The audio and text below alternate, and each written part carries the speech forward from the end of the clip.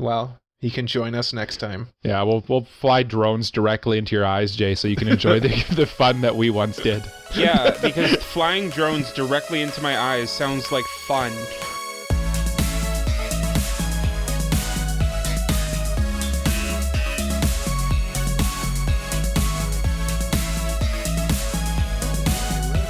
That's true. Yeah, you brought it up. Yes. It's Mari Karamba who weebs. My name is Cole. His name is Mike. His name is Jay. We like anime. And this is episode 62 of the Anime Protagonist Podcast. And this week, we review what is basically Teenage Mutant Ninja Turtles, but with hot babes in it instead of turtles, and they're in mix.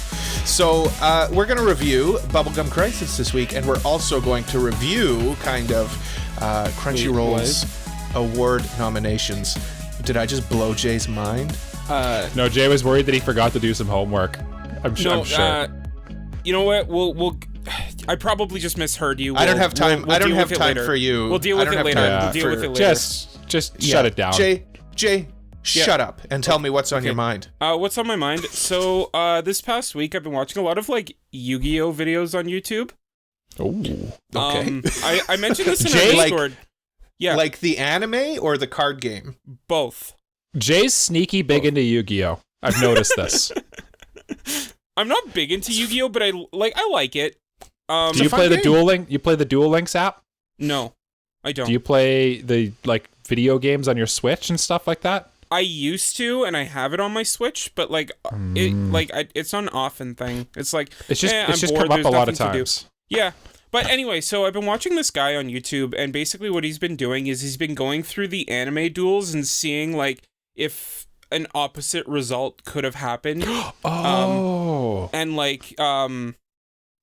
what kind of shenanigans have been at play and that kind of thing, if it really was legitimate or not. And they're never legit. They're never legit. Yeah. But he tries to explain what is happening in a way where it's okay, let's just assume that this is how the cards work and that, and let's say, because the anime did come out before the cards did, so the anime cards are technically correct. But anyway, it's a very cool video series of him just dissecting the duel as if it were a real life duel. Mike's got a real life duel going on there. Oh no, I think he's got a wedding going on. Yeah, it's romantic. Yeah. Oh, God. Whoa. I don't think that's YouTube appropriate, Mike. Yeah, check out the YouTube video to see that steamy action. No way. You're going to have to censor that. Yeah, no, I think... but it was a very cool thing. And it got me to watch what was probably one of the cooler duels in the later Yu-Gi-Oh! Series of Yu-Gi-Oh! Arc 5. And that is, if you know what I'm talking about, there is no next turn. What? I don't know what you're talking about. For the listeners, if you know what I'm talking about, it's one of the best duels I've ever seen. If you don't know what I'm talking about, go watch it. Hang on a second. I'll show it to you guys after. Yeah. The name of that show is Yu-Gi-Oh! Arc 5? Well, there are multiple different Yu-Gi-Oh! Arcs. There's Yu-Gi-Oh!, there's Yu-Gi-Oh! GX, there's Yu-Gi-Oh! 5Ds, there's Yu-Gi-Oh! Zexal, Arc 5, Brains, and then Sevens. Okay, first of all, Brains is hilarious because it's super close to Brains, but I always thought it was Arc V, because why would you randomly throw in a Roman numeral there? Mm-hmm. For friggin' Yu-Gi-Oh, man. I wish, you know what, Yu-Gi-Oh hits me in the nostalgia vibes. I wish it was a good card game, but yeah. I just, everything I hear about it, it would it's just everything that I hate about card games, so it wouldn't do it for me. Yu-Gi-Oh used to be fun back in the day, when it was very simple. Nowadays it's turn 1, I set up my field, turn 2, I win. Which kind of sucks, but it is what it is. That's kind of my whole issue with it. Well, it's like chess. You know, you got your setup, and then turn 1 you do your setup, and then turn 2 you win. Yeah, exactly. Turn 2. Exodia. Mm-hmm. Obliterate. But yeah, no, it's just very cool. And I'd recommend checking out the There Is No Next Turn scene, which I'll send to you both during the break, probably. You simply must. Yeah, I think, like you said, you linked it in the Discord, right? I linked one of the videos I was watching in the Discord, but not that specific duel. But I'll do that later. But speaking of things I will do later, I will talk about Yu-Gi-Oh! Later and ask Mike what is on his mind. I kind of liked where that segue was going. That was interesting. Yes. Now, on my mind this week, gentlemen, I need to know something. Is it another boomer question? Yes, it's certified boomer. I always try to. I think I'm making my what's on my minds because I can never have everything on my. I forget things so fast that I never know what's on my mind. So I'm just gonna ask you guys questions. That's my thing. Okay. Okay. You guys, do you guys approve of me? Yeah. That's not the question. Boomer. Okay, boomer. Okay. Here's the question. Do you think that life exists outside of our solar system? Yes. Certified, yes. Probably. Don't even need to think about it. Oh, Jay with a probably. Why only probably? Well, because like somewhere out there's probably a planet that's very similar to our own, or like with some kind of condition that would allow for some sort of life, whether it be human, plant, animal, or whatever.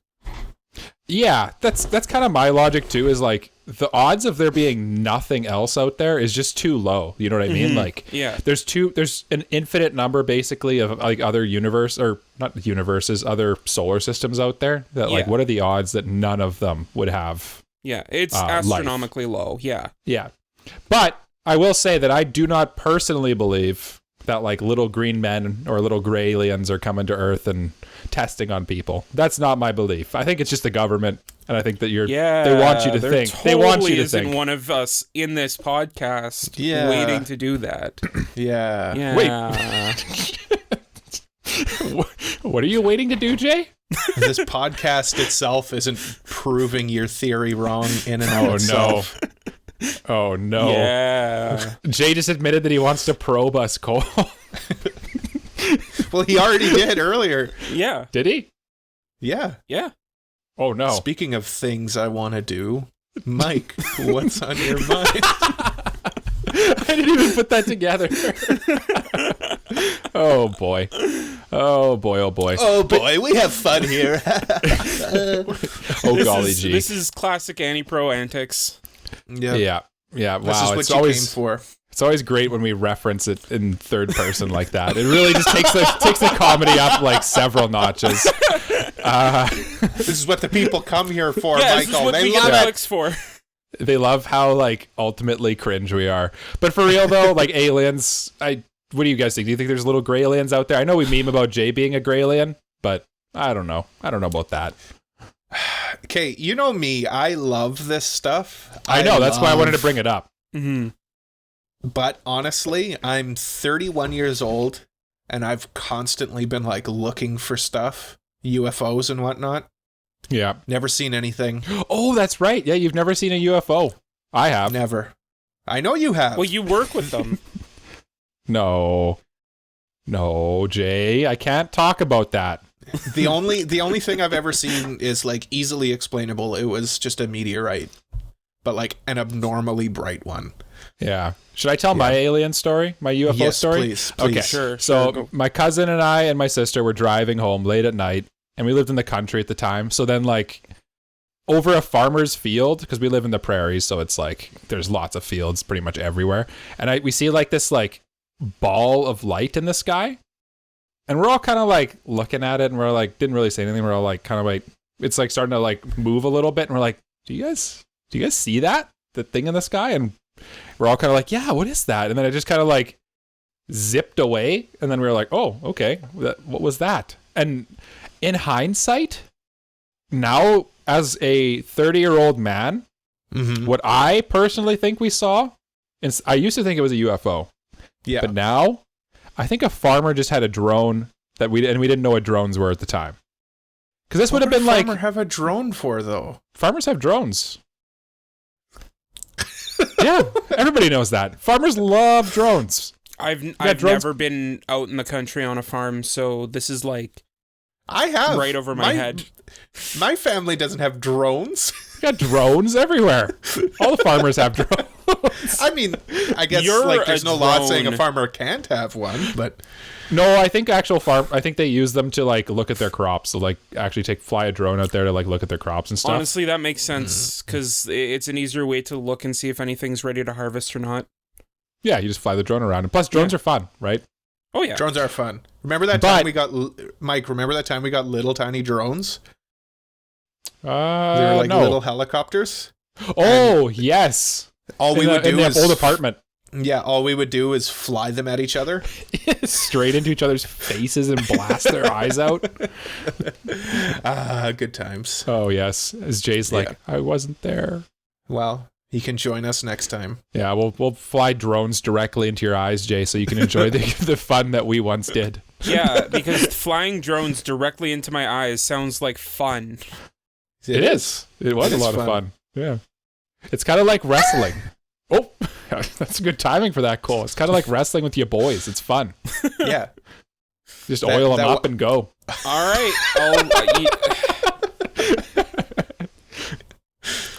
All right. Yeah. Oh, speaking of our Cole, what's on your mind? What could possibly be on my mind other than the fact that my trip is coming up? Oh. Imminently soon. By the time you're listening to this, you're probably already gone. By the time they're listening to this, I'm in Japan. I'm settled in. Jet lag, gone. Not even a concern anymore. I've been in Japan for a week by the time the people have listened to this. Yeah. What's your biggest? Okay, let's do the 2 questions here. What's your biggest apprehension about going to Japan? What are you most scared about? Well, language, obviously. That's the big one. Is you just not going to understand people? I feel like communication. It's pretty. I feel like they're going to be pretty accommodating of that over there. Though. I think they'll be accommodating, but it's still being on the other side of trying to make sense of what people are trying to say to you. What you could always do is you could like talk into like a Google Translator and just have them translate it to you or to them. Yeah. And back and forth. Oh yeah, like it's easy now. Yeah. But it's still a bit of a hassle to go through that whole thing, right? Mm-hmm. So absolutely. Yeah, but that's probably it. The communication is my biggest apprehension. You said you had another question though. Yeah, I was going to do a 2-parter here. I was going to say start off with the bad, and then what are you most excited for in Japan? Like, what are you looking forward to the most? And just being able to wander, like that's the benefit of solo traveling.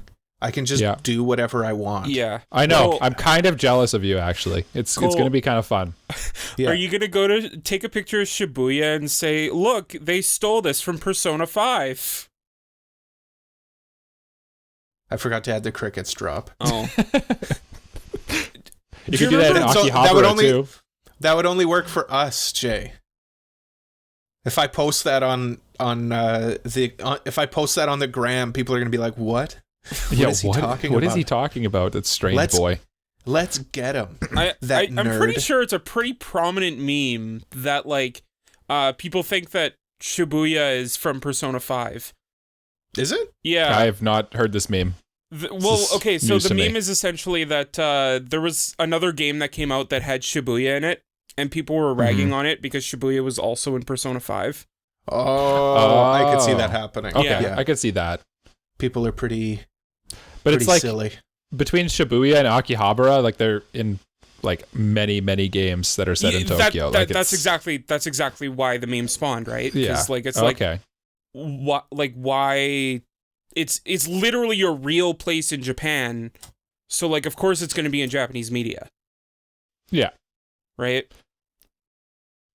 But yeah, it's just a stupid internet thing.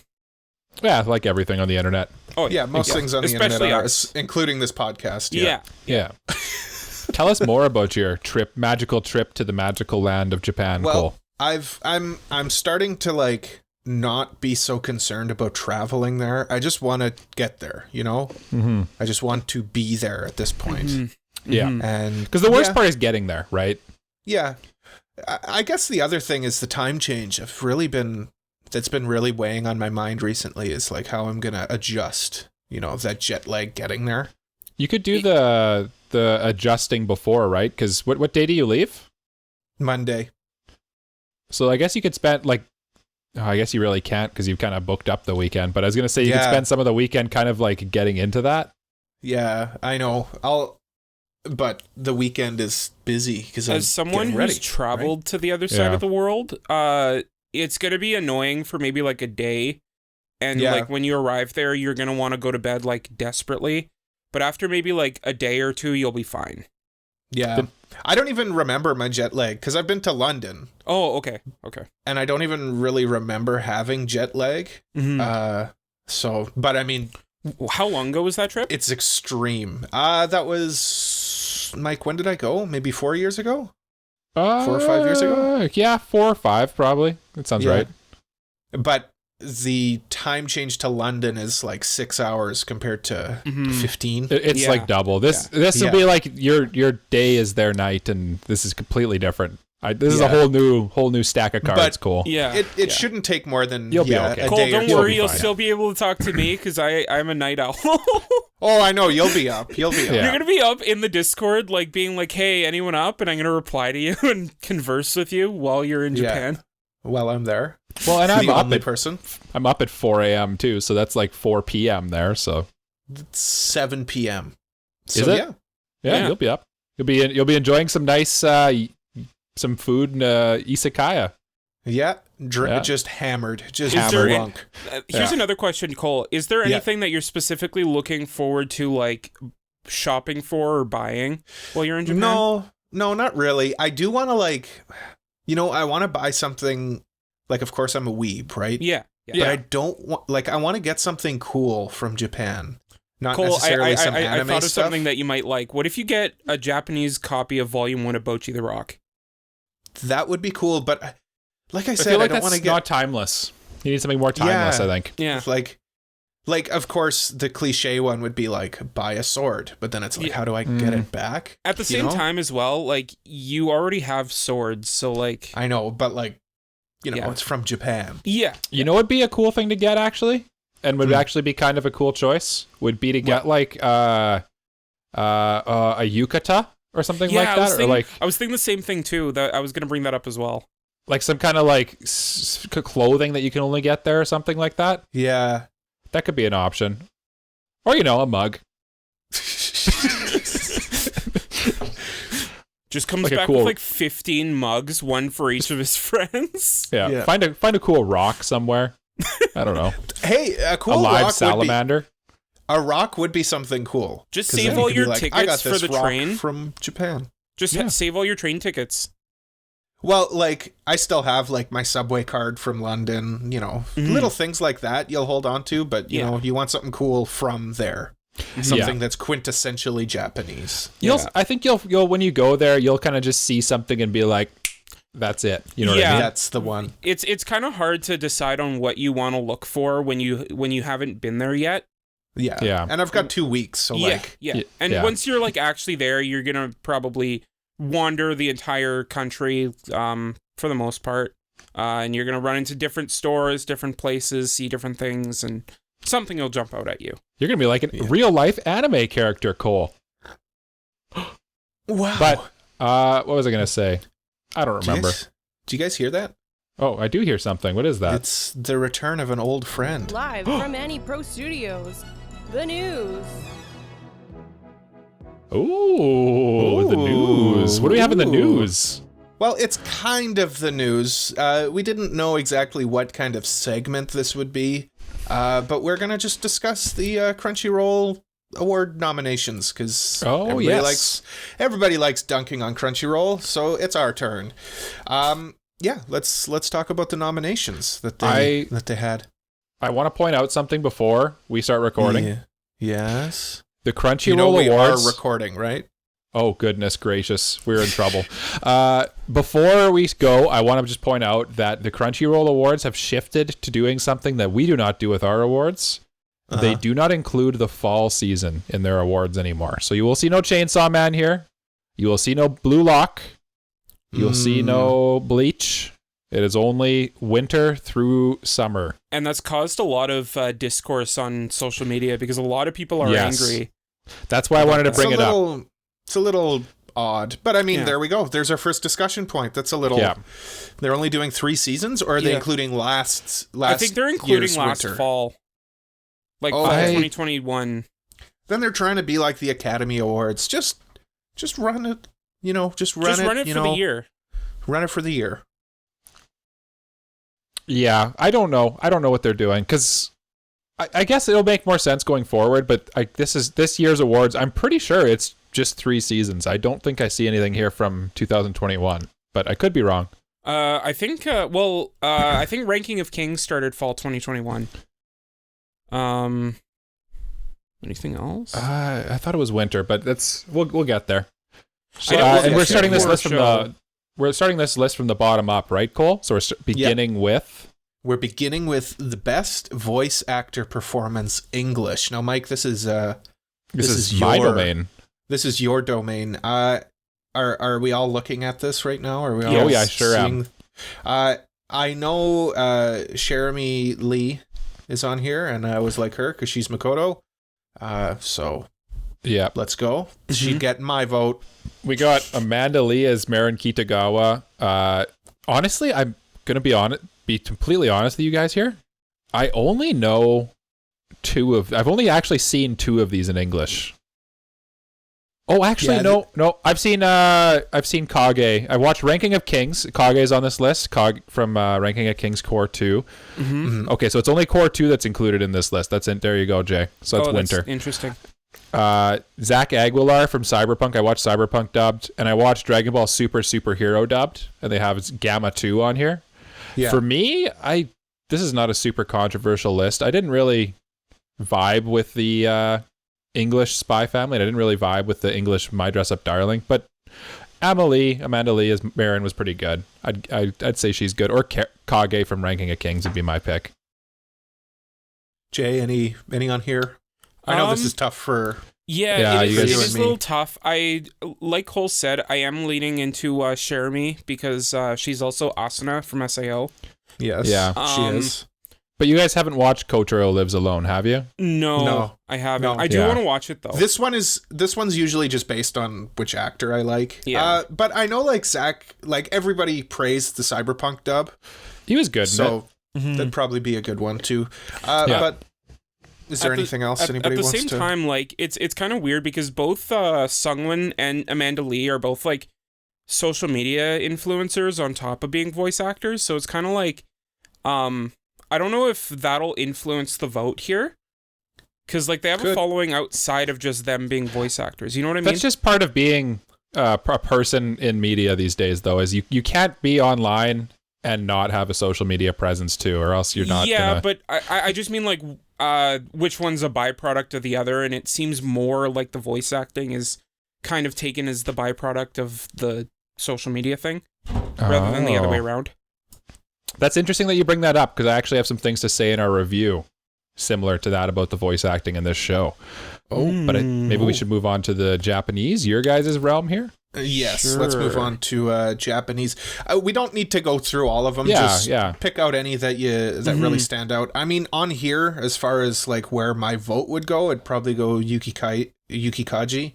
For Eren Yeager. I mean, I don't know. Like honestly, it's a pretty weak nominees. Like I think that's a byproduct of having only 3 seasons here. And I wasn't sure if we should just quickly run through them for the listeners, because they don't see the list, right?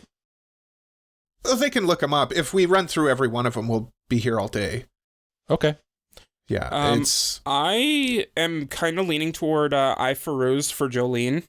I think from what I remember, like when she was announced, like she's a huge Jolene fan or something like that. Yeah, but I remember that too. Yeah, and she also... Did you watch Stone Ocean at all? I've watched a bit of it, and from what I've seen of it, she did a really good job as Jolene. Okay. So that's probably where it is, just because like the other ones that I would go for, the only other one that I've seen is Anya, and like she was good, but I wouldn't say she like did anything that I'd say was like exceeding expectations. Yeah. For me, for this one, I'd either be Anya, Atsumi Tanizaki as Anya, because I don't know, just so many iconic lines from her. Like Waka Wak was super famous for a while there, and Peanuts, and she's just so good that it's like become almost a meme. And then the other one I would maybe go with is Misaki Kuno, who played Faputa and Iriyumi in Made in Abyss. There was actually like I watched a clip when Made in Abyss was coming out where in like the final episodes or something, she actually like lost her voice from doing the lines because she was like giving her all to it. I think a lot of voice actors do that. Like, I think I forget the guy's name, but the guy who plays Kirito in SAO, like he got a nosebleed from screaming in one of the scenes he did. Really? Yeah. Like I get a just nosebleed remember after recording episodes with you guys every week. But. Yeah. I just remember. You know what getting a nosebleed means in anime, right? Yeah. I mean, look, if you're watching SAO, it makes sense. Yeah. This is a good list. This is a tight race, though. Just pick your winner right now. Who do you think? Who do I think will win? I think it's Aaron. Yuki Probably Kaiji Aaron. or Kaji. I think Anya. No, like people like Yuki Kaji is a huge I know. VA. Yeah. And then just to round out, I'll say who else got him. Mike's right. We should. The other one is Chika Anzai, played Chisato in Licorice Recoil, and then of course Tanjiro from Demon Slayer, Natsuki Hanae, who is pretty good. They're both good too. Yeah. Yep.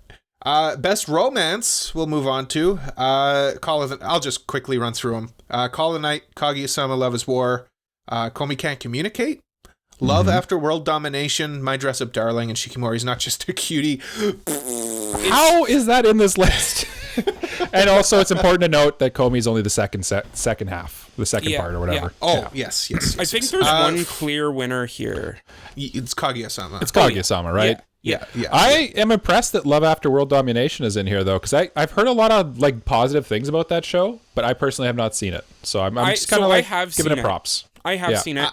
I think it definitely deserves a place on here. It definitely doesn't deserve a win, though. Yes, no doubt. It's not better than really. Honestly, for me, it's Call of the Night, Kaguya-sama, or Dress Up Darling. And I could see Dress Up Darling winning it, but I think Kaguya-sama should win it. Yeah. I'm going to be honest with you guys. I don't really know why Call of the Night is on here. At this point in the anime, it's not really a it's barely a romance. No. It's just it just seems like a weak look list. At like is there any tension, like romantic tension between the two leads? Yep. Okay, I guess kind of, yeah. But yeah, Love is War is going to... Love is War, I'll take that one for sure. Love is War could like win Best Anime of the Year, right? Like potentially. It's that good. It could. I don't think it's going to. I don't think it will either, but like we'll get these to that ones discussion are when we get to Anime of the Year nominees. Yeah. Best Fantasy though, we'll talk about. So we got Demon Slayer, Made in Abyss, Golden City of the Scorching Sun, Mushoku Tensei, Overlord, Season 4, Ranking of Kings, Core 2, and The Case Study of Vanitas, Core 2. This one's a little tighter. I'll probably say Mushoku Tensei should win. I agree with you. It's a bit of a tough race for me because I think Made in Abyss is also just did a lot of great stuff that and is probably fresher in people's minds. Yeah, I just feel like Mushoku Tensei is like the right balance between popularity and just good fantasy. Based purely off of my opinion, I think that Mushoku Tensei should win, but like I feel like Made in Abyss could squeak out a win here. I hear what you're saying. I think Ranking of Kings can't be underestimated too. That show is so freaking good. But I think the issue that I have with Made in Abyss really kind of in this one is that when I think of like fantasy, I think of like high fantasy, you know what I mean? Like Lord of the Rings and stuff like that. Yeah. And Mushoku Tensei is the most fantastical of these, I would say. Like it's the most pure fantasy. Yeah, that's kind of why I wasn't looking at Demon Slayer, because like it's not that kind of high fantasy. Made in Abyss leans more into that high fantasy. It's not on the same level as Mushoku Tensei. Or Overlord even, but it's closer. I was going to ask if there's anything on here that kind of Vanitas out, I didn't. Doesn't I don't know about. Vanitas honestly, I'm a little iffy about. Like, I think it's kind of a bit niche, and I'm kind of surprised it's on here because of how niche it is. Is it a fantasy though? Like kind of what Cole was getting at. Like, it's not that high fantasy. It's more supernatural, honestly. Okay. So it'd probably be in the same realm as Demon Slayer, because it's like old, I think it's like early 1900s Paris or something like that. Kind of same thing as Demon Slayer then, Yeah, like just yeah. Historical fantasy, I guess. Yeah, I guess. It's Supernatural like a period fantasy. piece, kind of. Yeah. But Yeah. in my heart, it goes to, I'm going to go with Mushoku Tensei, Yeah. even though I like Made in Abyss better. Yeah. Yeah. Best drama over here. So we got 86 part 2. Okay. Okay. Attack on Titan final season part 2. Mhm. Okay. Cyberpunk Edge Runners. Okay. Dance Year. Okay. Oh. Kind of dramatic, sure. Kotaro Lives Alone. I haven't seen it, so I've heard it's can't say much. depressing. And Made in Abyss, the Golden City of the Scorching Sun. Drama is tough because, like, Yes. Mm-hmm. I don't know, like, what's dramatic here? I think. Right? I think. Well, I mean, 86 Attack for on the Titan's sense pretty of- dramatic. Yeah. They're all dramatic. They're all dramatic, right? But, like, There's are no they dramas? You know? Yeah. Like when I look at this one, I feel like Made in Abyss is not going to win any of these just because it doesn't perfectly fit the title. Do you know what I mean? None of these really fit the title I perfectly. think that too, Yeah. but at the same time, I think people are going to vote what they see as like, this is my favorite of these, rather than looking at the Yeah. Right, nominee that's itself. That's why I think Attack on Titan will win. Yeah. I kind of agree with Cole. If I were to personally pick, it's 86. And not just because I love 86, but because you're like fanboying. Fanboy. Yeah. it's not just that, but it's also just a really good drama. It is. And you like Lena and her little streak in her hair. Yeah. That has nothing to do with best drama. It's dramatic. She has a streak in her hair. I don't know, like, the whole concept of best drama is like, you can put anything on best drama. It's just, I don't know, it's too vague as a category. Whereas, like, with movies, like, you know, you have drama movies, like, they're plot driven. It's weird because like I feel like out of these, the most dramatic one would be Dance Year. Yeah, that's If you kind know of what I where Yeah. the first 3 that I listed were like, I don't really get it. Like, Dance Year, yeah, it's a bit more grounded. It's kind of just more about The like, drama the character between drama. the character. Yeah.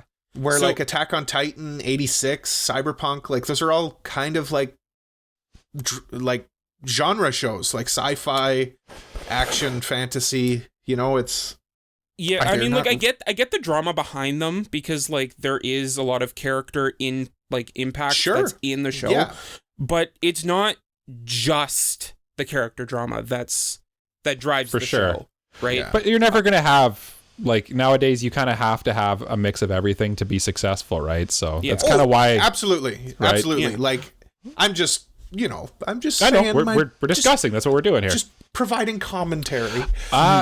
Okay, quickly, it's just who's your pick? Who's your pick on this one? Uh, Who are you voting for? this one's a toss-up. I'm just gonna say Attack on Titan. I'm gonna go Cyberpunk. I think I'd love Attack on Titan, but I think I'd go Cyberpunk on this one.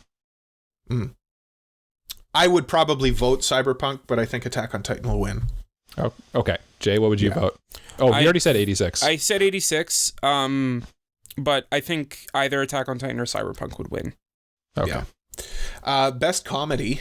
So we got Kaguya-sama, Love is War, Kotaro Lives Alone, My Dress Up Darling, Spy Family, Uncle from Another World, underrated, and Ya Boy Kong Ming. Kotaro's just going to be on every category or what? I guess I should really watch it. I should watch it too. Yeah. Kaguya-sama. Would be a good review, actually. It could Kotaro be. Lives Alone. Yeah. Yeah. Comedy though is a weird one. Yeah, I like think- I can see why Spy Family's on here because it does have a lot of slapstick humor in it. Same with Kaguya, but they're both mixed bags as well. Like they're not pure comedies. Well, I mean, you could say the same thing about Kotaro, My Dress Up Darling, and Kong Yeah, Ming, right? yeah, yeah, None no, of these are pure. Again, I'm just looking at the two front runners Yeah. in my mind, and those would be Kaguya-sama and Spy Family. But Uncle from Another World, I feel like shouldn't be underestimated. When I look at this list, I think comedy, I'm like, which one made me laugh the most of all these? And Kotaro, I'm sorry, I haven't watched you, so I don't actually know. But when I look at this list and I think which one made me laugh the most, it's either Kaguya-sama or Uncle from Another World. Those are the two that really made me like actually fully chuckle. And it's pretty rare for anime to land comedy too. It sometimes doesn't really translate as well. I think in this one, I probably vote Uncle from Another World just because I think Kaguya-sama would win, if that makes sense. So I'd want vote against it a little bit. You're voting for the underdog, basically? Yeah, I love Kaguya-sama, don't get me wrong, but you gotta give things support when they need it, right? Yeah. I like I said, Kaguya-sama for me. I think this is a lock. I really don't see anything else even coming close. Even Spy Family. Yeah, I think Kaguya-sama, again, it's the perfect blend between like just high quality production, hilarious, great animation, good voice acting, great and rating, popular. Yeah, it's almost like it's a really freaking good show. It's almost like that. Yeah. Who would have thought? Yeah, Jay, do you got? What would you? How would you go? I would probably go with Kaguya as well. Like Cole said, it's great across the board. Great characters, great acting, great storytelling and writing, great visuals even, and it's just like across the board. It's an amazing show. Yeah. Let's discuss Best Action then. Yes. Attack on Titan, Final Season, Part 2, Cyberpunk Edge Runners, Demon Slayer, JoJo's Bizarre Adventure, Stone Ocean, Licorice Recoil, and Spy Family.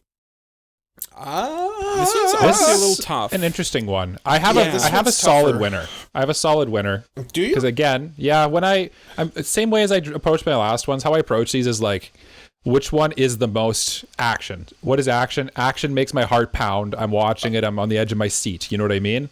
Yeah. And for me, there's all these shows kind of do that in their own way, but only one of them really had me going with its action specifically more than the others. And I'm going to go with Demon Slayer Season 2. Yeah, I think that's the best action in this category. Yeah, I think the animation and just how much Ufotable brought that action to the table and really elevated what the manga did. It like there was like that scene of those two characters fighting. I can't remember names. I'm sorry. That was like across social media when it came out. That one fight scene. And like, if trying to remember which one you're talking about. Cole, do you know? I think I know. Yeah. Oh, okay. Yeah. Is it spoilers? Maybe. Oh. Okay. Never mind. Move on. Okay. Sorry. But yeah, no, I would agree with you, Mike. I'd say Demon Slayer. Yeah. Okay. Me too. Okay. There's lots of these, so we got to go. Okay.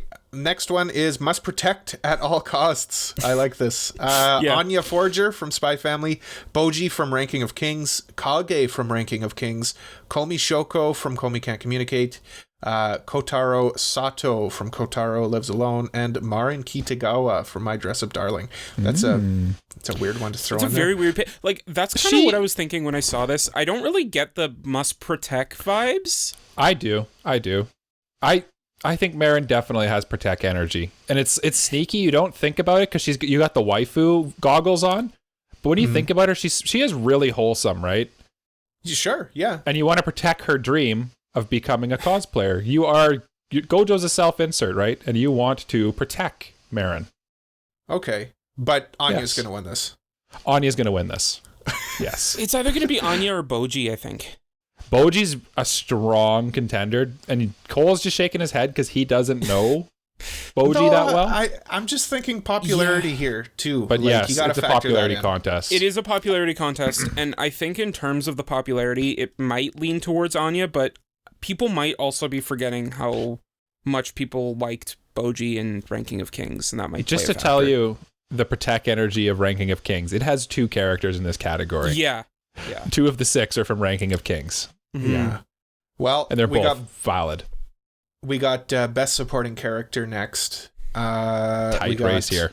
Yes. Hayasaka from Love is War, Anya Forger from Spy Family, Kage from Ranking of Kings, Rebecca from Cyberpunk Edge Runners, Tengen Uzui from Demon Slayer, and Yor Forger from Spy Family. I thought he was a protagonist.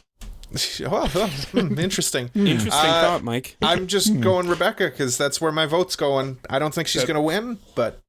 Oh, oh, actually, no. I'm looking at the bottom of the Spy Family candidates there. Yeah. And Hayasaka. Oh, she's up against some competition. Yeah. No, Rebecca's getting my vote kind of for same thing that Michael said a while back. Like, I got to throw my support behind what potentially maybe up there for best girl of the season.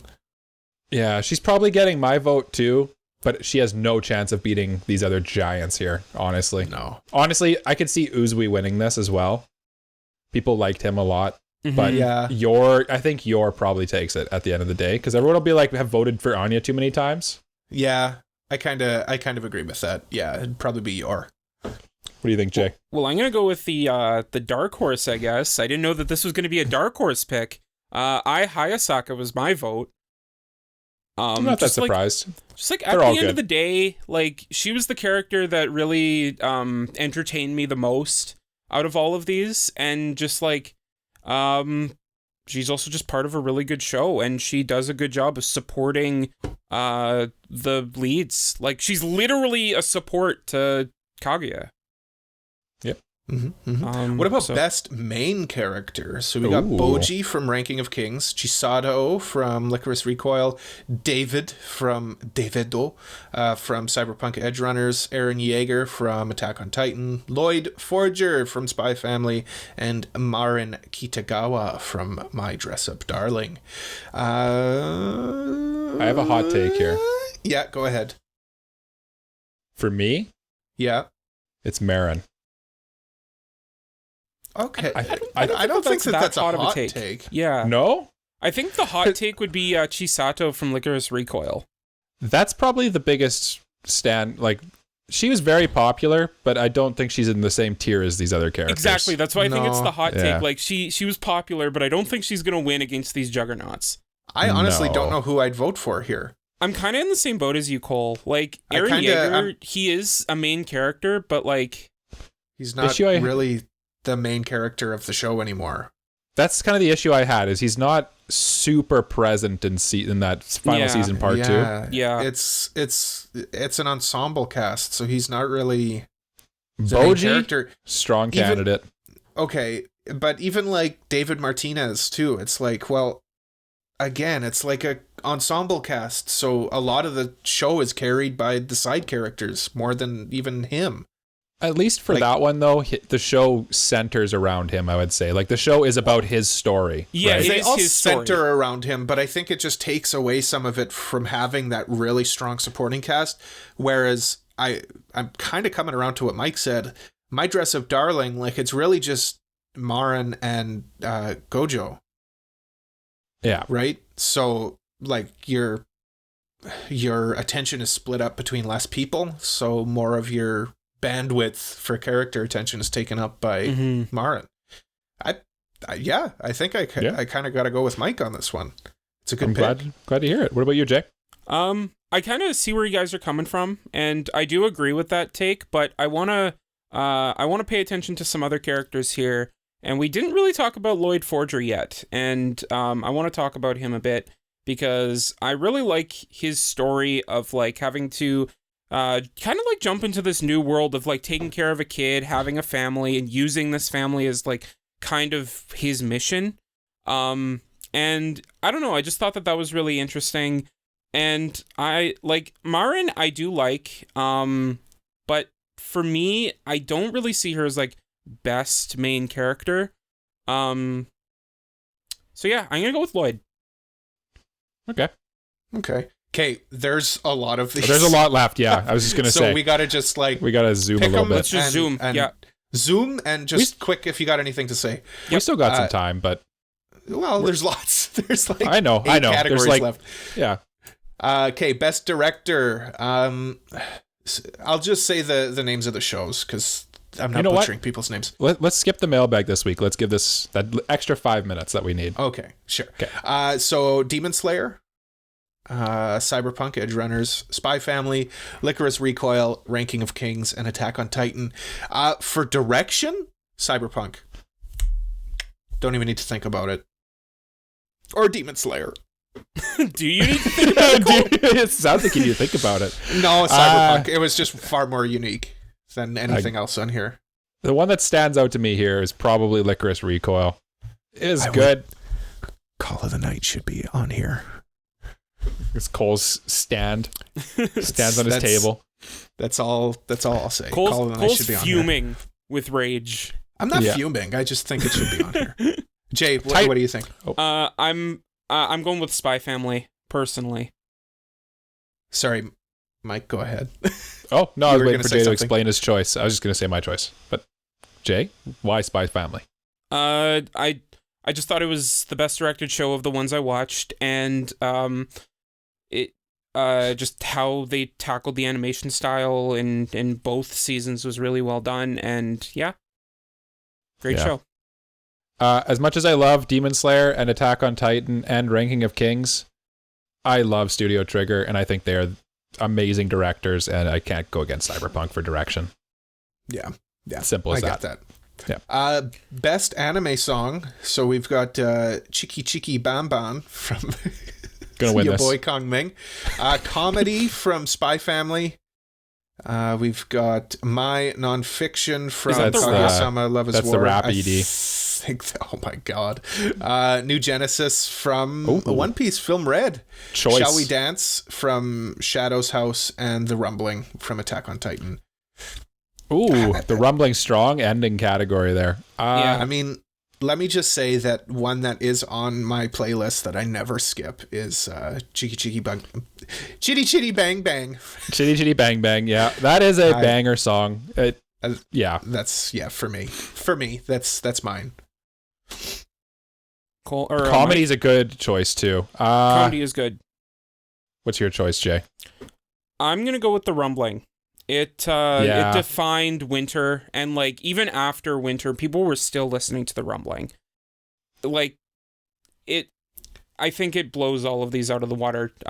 These are all good songs, but like The Rumbling, just like it's on another level for me. I think it will win. I think it will win. I think The Rumbling will win. That's why I would vote for either Chitty Chitty Bang Bang or New Genesis from One Piece. That song slaps. Yeah. No, those songs are both really good, but I think The Rumbling's going to take it home. Okay, best film. I'm looking at these and I haven't seen a single one. So we've got Bubble, we got Dragon Ball Super Superhero, Inu O, Jujutsu Kaisen 0, One Piece Film Red, and The Deer King. I don't know. I've seen 3 of these. I've seen Superhero, I've seen Jujutsu Kaisen, and Film Red. And I think my winner will be probably... It's between Jujutsu Kaisen and Film Red. I'll probably go Film Red, just because I love One Piece. But they were all pretty good. I don't know. Jay, have you seen any of these? I haven't. So I'm going to toss a coin. I'm going to say Film Red. Because that's the one I know the most. Yeah, I guess I'll throw my vote behind the one that I want to see the most, and it's Jujutsu Kaisen, I guess. Oh, I'm surprised by that. Yeah. The other one seems up your alley, Cole, from what I've heard. I didn't even know about that. I'll tell you about it off air. Okay. I'm showing my people ignorance. who I know that like your taste in things like Inuo. Okay. For what it's worth. Well, what about best score? So we got Attack on Titan, Cyberpunk Edgerunners, Demon Slayer, Made in Abyss, Spy Family, and your boy Kong Ming. Ooh. This is a tough one. I always find soundtracks hard to compare. Yeah, I'll go Cyberpunk Edgerunners because I know Jay thinks it sounds like Rugrats, but I never said that was a bad thing. I was waiting for it. I never said that was a bad thing. It's got good insert songs, and I just genuinely like that kind of cyberpunk. You're a big cyberpunk guy, just in general. Yeah. I edit the podcast, and our insert music is always like vaporwave or something like that. So like this is way up my alley more than the other ones would be. So just for personal enjoyment, I'll go cyberpunk. I don't know what I'd go with here. It'd be between probably Demon Slayer or Cyberpunk. And I think I'm going to also go with Cyberpunk because I just like the vibe of it. It's got like that zany triggerness to it mixed with like the synthwave feel. Mhm. I don't. Jay, did you say yours? No, I didn't. Okay. But you can keep talking. Nope, I'm done. Oh, you're done? Okay. Yeah, I do like cyberpunk. I want to bring attention to your boy Kong Ming because it is like an idol show. So like it does have good music to it. Yeah, her songs were good actually. From what I never made it all the way through it, but what I did hear, they were pretty good songs. Yeah. I kind of want to lean toward that for that reason. You know what? Let's play Outlier, and I'm gonna lean toward your boy Kong Ming. Okay. Okay. Best ending sequence, or ED, as it's colloquially Call. Nailed it. Never mind. Yep. Okay, so we got Attack on Titan final season. We've got Spy Family. We've got Kaguya-sama, like the actual ED, not the special one. Yeah. My Dress Up Darling, Komi Can't Communicate, and Call of the Night. Let's Oh, go. I know what Cole's going for. Call of the Night. I love that ED. It's so cool. It's a good ED. And I mean, yeah, it's just good. I like it. I like how one thing I'm a sucker for is when they incorporate the ED into the show. Like they make it kind of a seamless transition. And that does that in this show, and I like that a lot. But I can't vote for it over probably my two favorite ones. There's some strong ones here. You can't go against the My Dress Up Darling one either, really, because that's such a banger. That is a good one. It is a one. really good one. Yeah. I would go with the Attack on Titan ending, though. I love that ending so much. It's so just the vibes of it and just like the beautiful landscapes and stuff. I thought for sure you'd go with Kaguya-sama. I thought about it. I liked that one a lot too. It's almost a tie. I don't know which one I'd. Yeah. Honestly, this wouldn't be one where I just kind of like click one and just be like, I don't know. Don't think about it anymore. What about Jay? Do you know? I do know. And like Mike said, My Dress Up Darling is a top contender. I think Kaguya-sama's a top contender as well. But at the end of the day, when I look at all of them, which one I still go back to and watch and listen to, Spy Family is the one that I think is my favorite. Just like the family dynamic that it evokes, the like little hidden details that it has in there, and just the aesthetic that it has. It's so good. Yeah, these are all great choices. They are very good choices. I want to say too, if you haven't yet, go watch the music video, or like the actual IRL music video for the My Dress Up Darling ED. The singer's like doing it all dressed up as Marin and like all her cosplays and stuff. It's great. Just go watch it. It's a pretty good one. Best opening sequence though. So Best of OP. course we've got your boy Kong Ming. Obviously, it's got to be on here. Spy Family. Ranking of Kings, Core 2. Attack on Titan. Cyberpunk Edge Runners, and Demon Slayer, the second OP for the season. I know where you guys are both. Can I just predict your votes? Sure. Okay, Jay, you're going with the Aimer song. Cole, you are going with the where is it? Oh, it's not on here actually. Never mind. I don't know Cole's. What were you going to say? I thought when I saw Mixed Nuts, I thought it was Creepy Nuts. Oh, I thought it was he's going with would have Cyberpunk. been it. He's going That with would have been Cyberpunk. it. Yeah. You say he's going Cyberpunk? I am going to go with Attack on Titan, actually. Ooh, rumbling. Yeah, I don't know. Honestly, none of these really like do it for me this year. I'll go with Attack on Titan. Sure, why not? Nice firm vote. Yeah. Yep. Mike, please take the conch from me. Okay, conch has been taken. This I agree with you. I don't love any of these. Like they're not in my top tier. I'm just gonna probably go with the Demon Slayer one. I remember that one being really good. Very fire. Jay? Yeah. Do you agree with me? So in terms of visuals, I think that Cyberpunk has my favorite visuals for the OP. Yeah, that one stands out visually, I guess. Yeah, but for the song, I'd say Zankyo Sanka by Aimer, or Aime as she's rightfully called. Aimer. Because her name means to love in French. I thought it was Aimer because she never misses. Yeah. No. I mean, she does never miss, but that's besides the point. But no, my brain says Cyberpunk Edge Runners, but my heart says Demon Slayer. And I'm going to follow my heart for this one. Yeah. Yeah. Okay.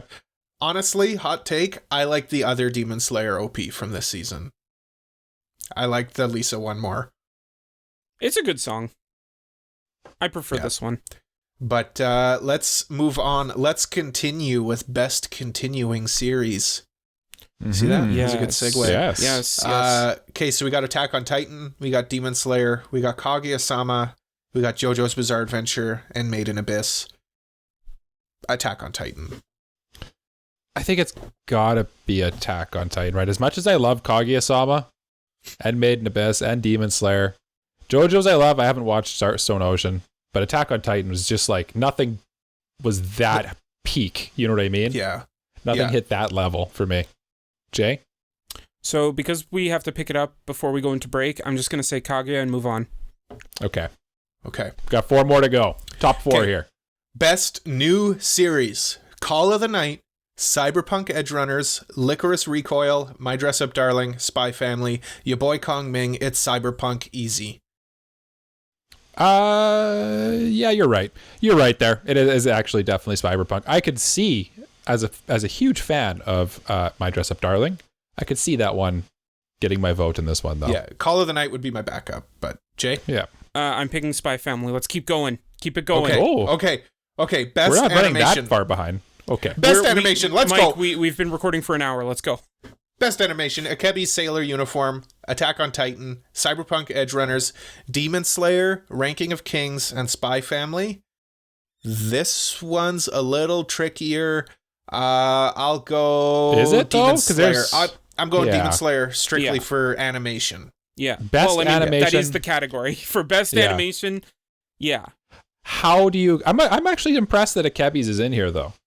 That was a really Yeah. well animated show. But Because that's people about confuse pretty visuals for animation. I Yeah. think that's why it's here. It was very pretty. There was really well animated stuff, but there was a lot of like static stuff in there and like Yeah. weird, like hyper detailed bits that are like off putting. Honestly, yeah, you can't really go against Demon Slayer. Although No. Ranking of Kings, I've realized I love wit animation, and Ranking of Kings is beautiful. That Wit show's is so really nice. good. But yeah, no, Yeah. you can't go against Ufotable. Yeah. Demon Slayer. Best character design. Best Jay. Jay, Best character dare. design.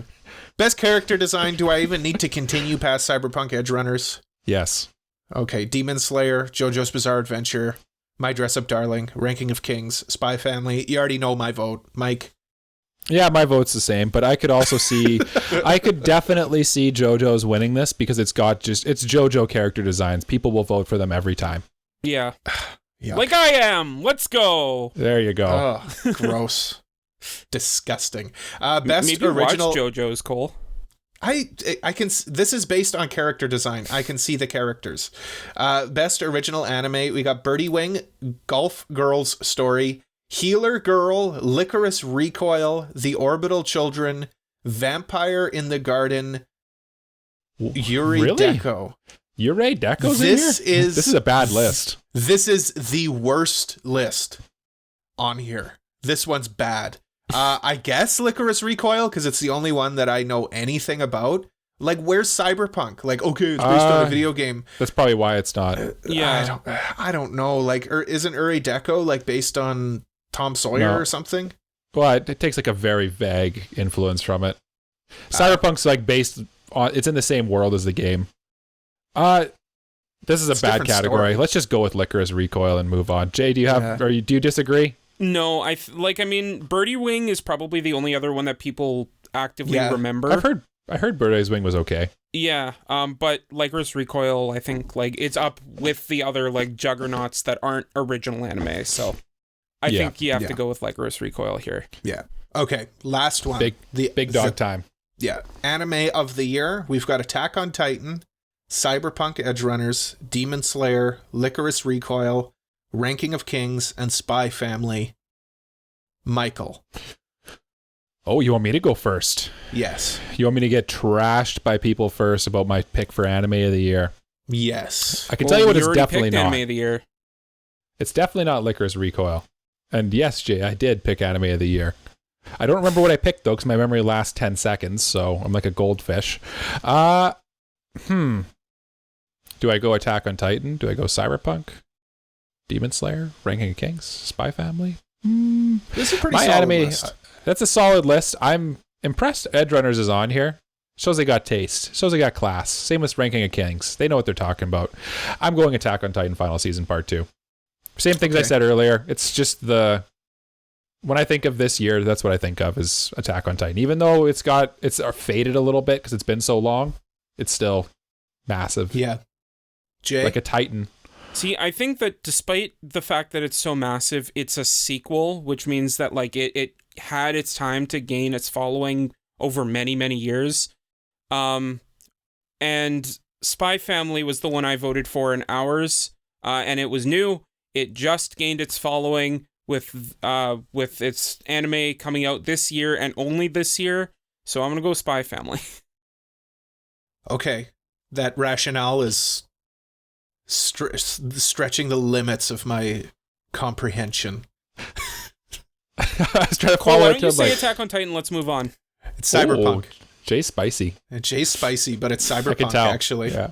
Yeah. Of course it's cyberpunk. Cyberpunk Edgerunners, I think, was just the most unique, different anime. I think it should be rewarded for that.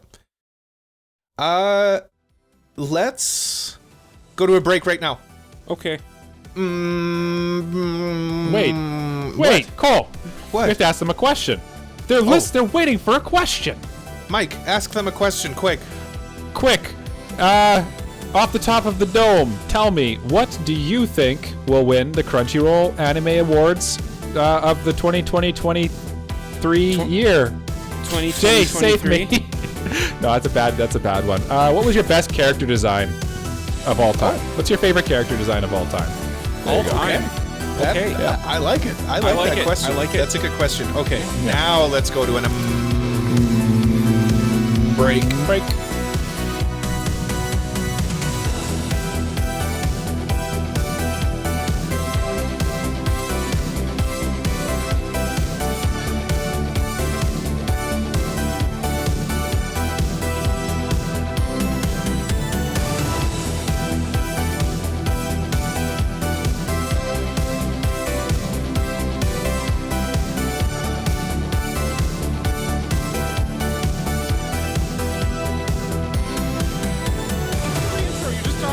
You're already talking. I'm already talking? We're already re-intro to the podcast? Welcome back to the Anime Protagonist Podcast.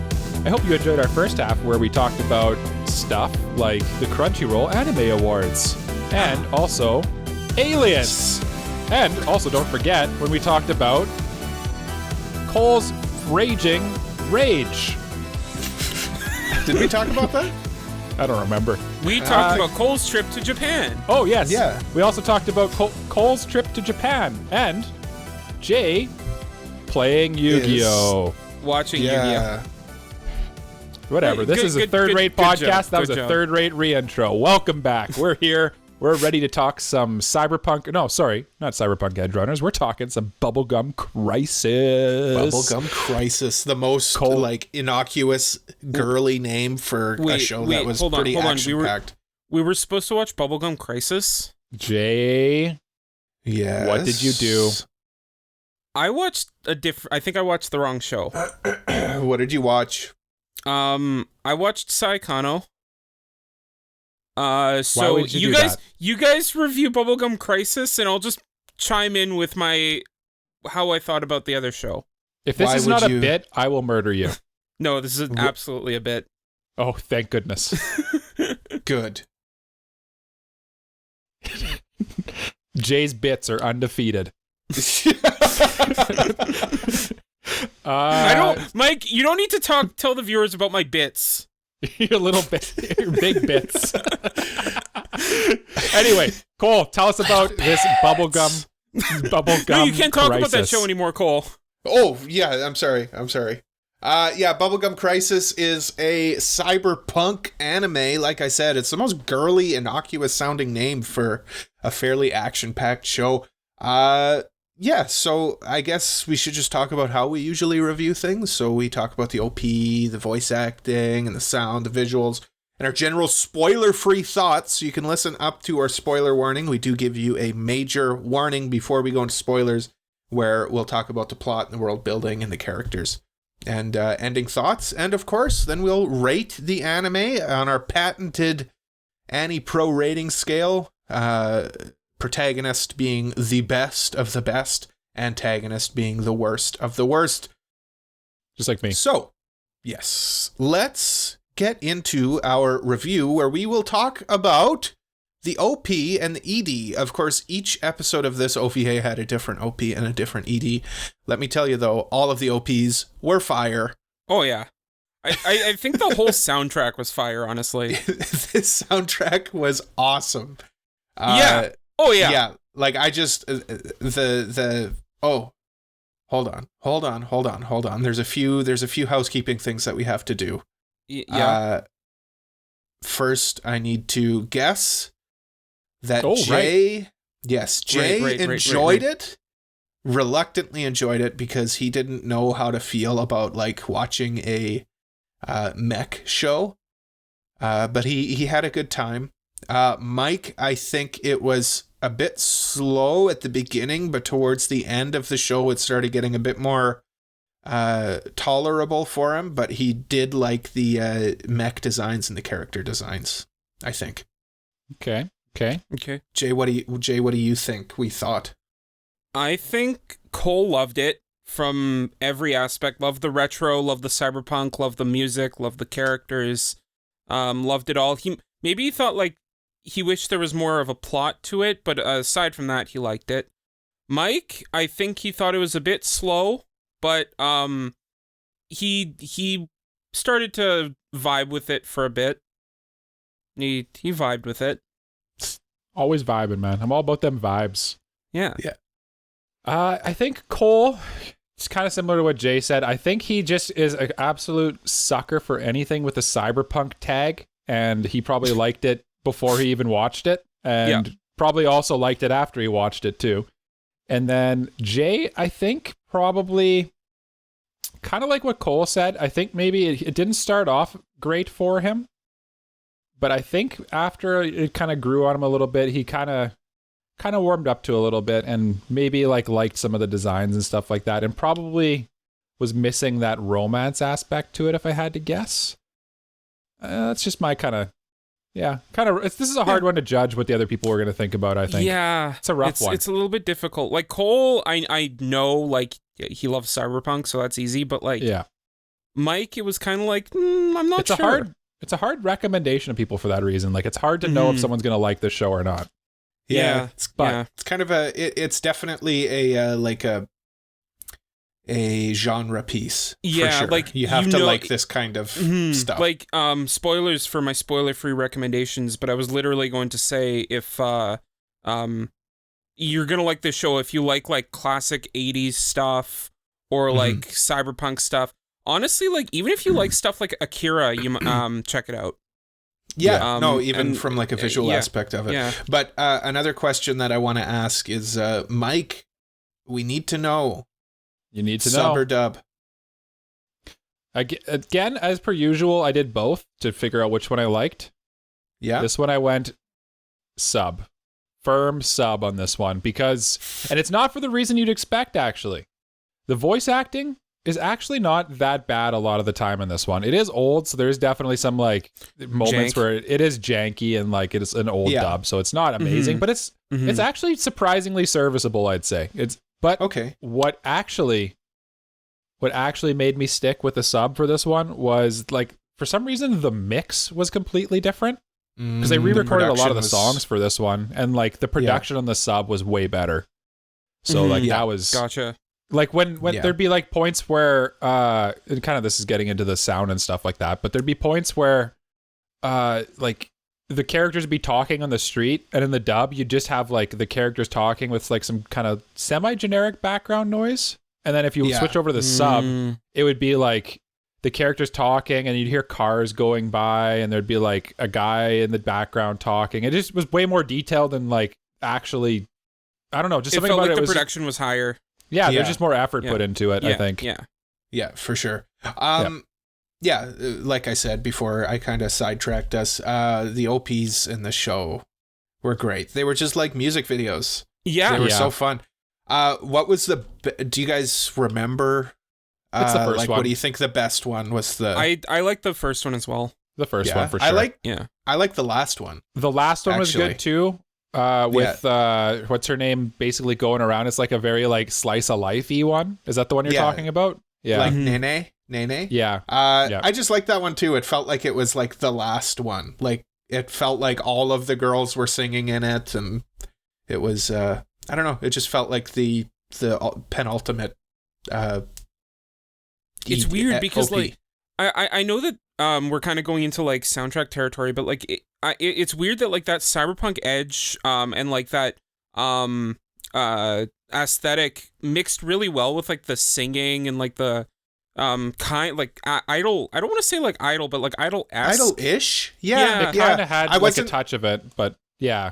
I wasn't expecting that in this show. Like I knew it was cyberpunk.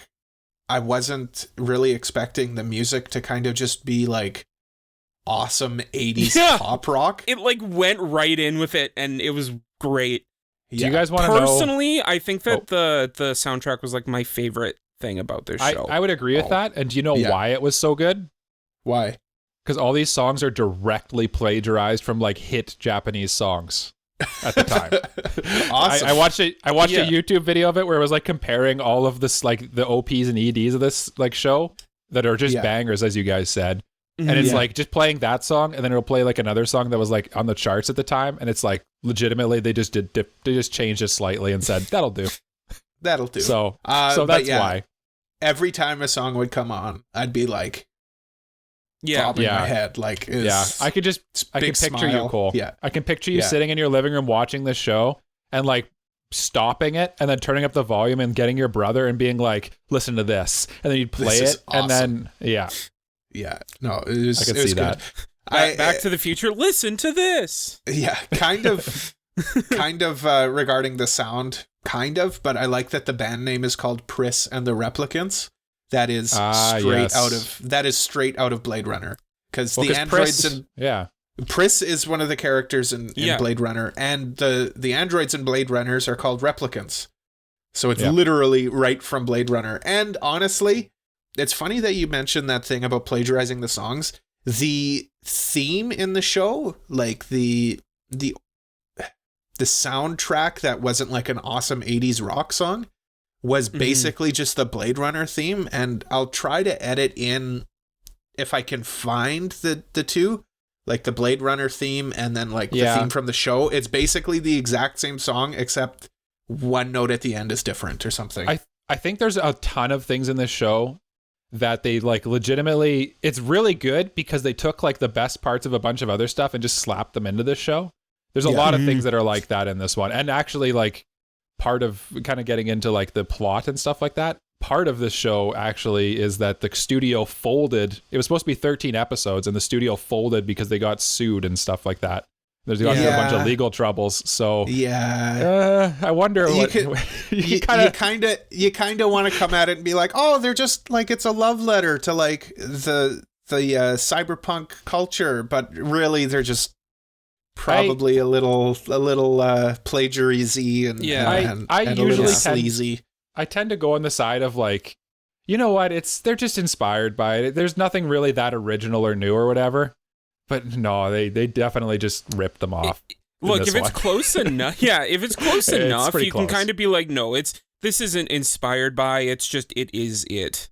Yeah, but it's fun. I really did have a fun time with this. Yeah. And you dropped a cool fact for me, Cole, too, about the re-recording of all the songs for the dub. Yes. The dub re-recorded all of the music in addition to the songs. And I noticed that because I did try to listen to the dub for it, because I figured, you know what? It's an OVA. There's only 8 episodes. They probably did the dub decently. And like they re-recorded the songs, which great for them. But like as soon as I started it and the music started playing, I'm like, oh, there's something about like the quality of it. Like it doesn't the mix was bad or something. It didn't sound bad per se, but it did sound newer. Yeah. It didn't have that same like didn't aesthetic? sound like it was recorded on tape or something. Like there was just something about it. I think the dub might have been done in the 90s. I think that might be why. Yeah, the dub I could tell was just a bit newer, and but I mean, hey, they did the songs, which is, it goes to show that they did put money into the dub. Yeah. And like I said, this is a pre-Cowboy Bebop dub, so by those standards, this is like a pretty good dub actually. For the time, I could see why this was like a lot of people's gateway or like a nostalgic anime, because like for a dubbed anime that came out in the 80s, this is pretty good. Yeah.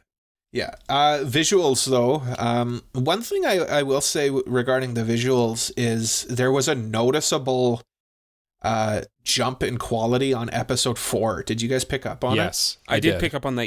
Yeah. Like episodes 1 through 4 were like kind of dark, and it was hard to follow the action. And then I could tell, like, right at the start of episode 5, I don't remember if it was 4 or 5. All of a sudden it was like, holy, like it looks a lot better. So yeah, episode 5, they changed directors because the director, I think, of episode 1 to 4 left. Okay. Yes. So it's a completely different director. Yeah, it was a completely different director for episode 5. So for me, there was 3 jumps in quality. The first one was episode 1 to episode 2, because the first episode looked pretty rough, actually. Mm-hmm. I thought the first episode was pretty rough. It did. And then the second one was that like 4 to 5, I think, jump, where like it suddenly everything looked a lot nicer and there's a lot more like fluid animation and stuff. Yeah. Which kind of makes sense because like episode 2 was like half of the length, so you had a lot less to work on. So yeah, I can see why, especially like for an OVA where like it's not on that same time crunch of having to get it out each week. They have probably the same amount of time to work on both. Episode 2, it was just less work, so you could put more detail into it. Yeah. And then the third jump was episode 7 to episode 8. I noticed 8 just looked different for some reason, and like better. I actually liked it better. Mm-hmm. Episode 8 looked like a genuine like TV anime. You know, like it looked good, which makes sense because it's newer, and it was also like it was, The last few would have come out like early 90s, right? I think it ran 87 to 91 or something. 91, I think. Yeah. So good year. It's the year I was born.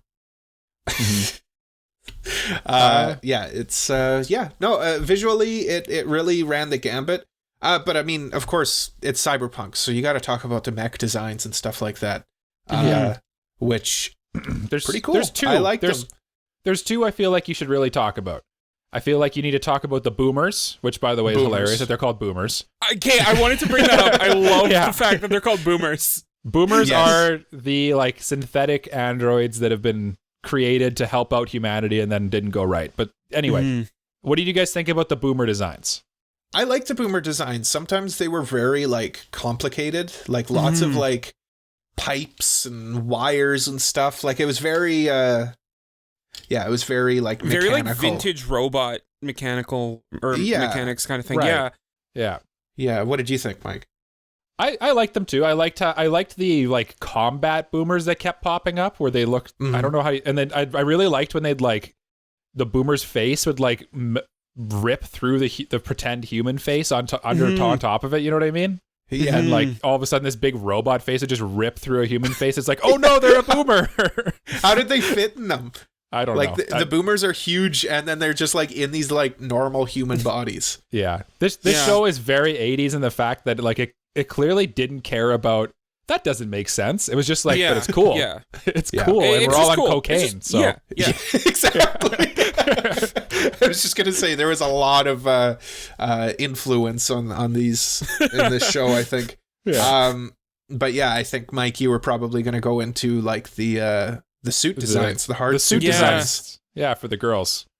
I liked them. I liked that they were all distinct. And not necessarily, what's the word? Where it's the same on both sides.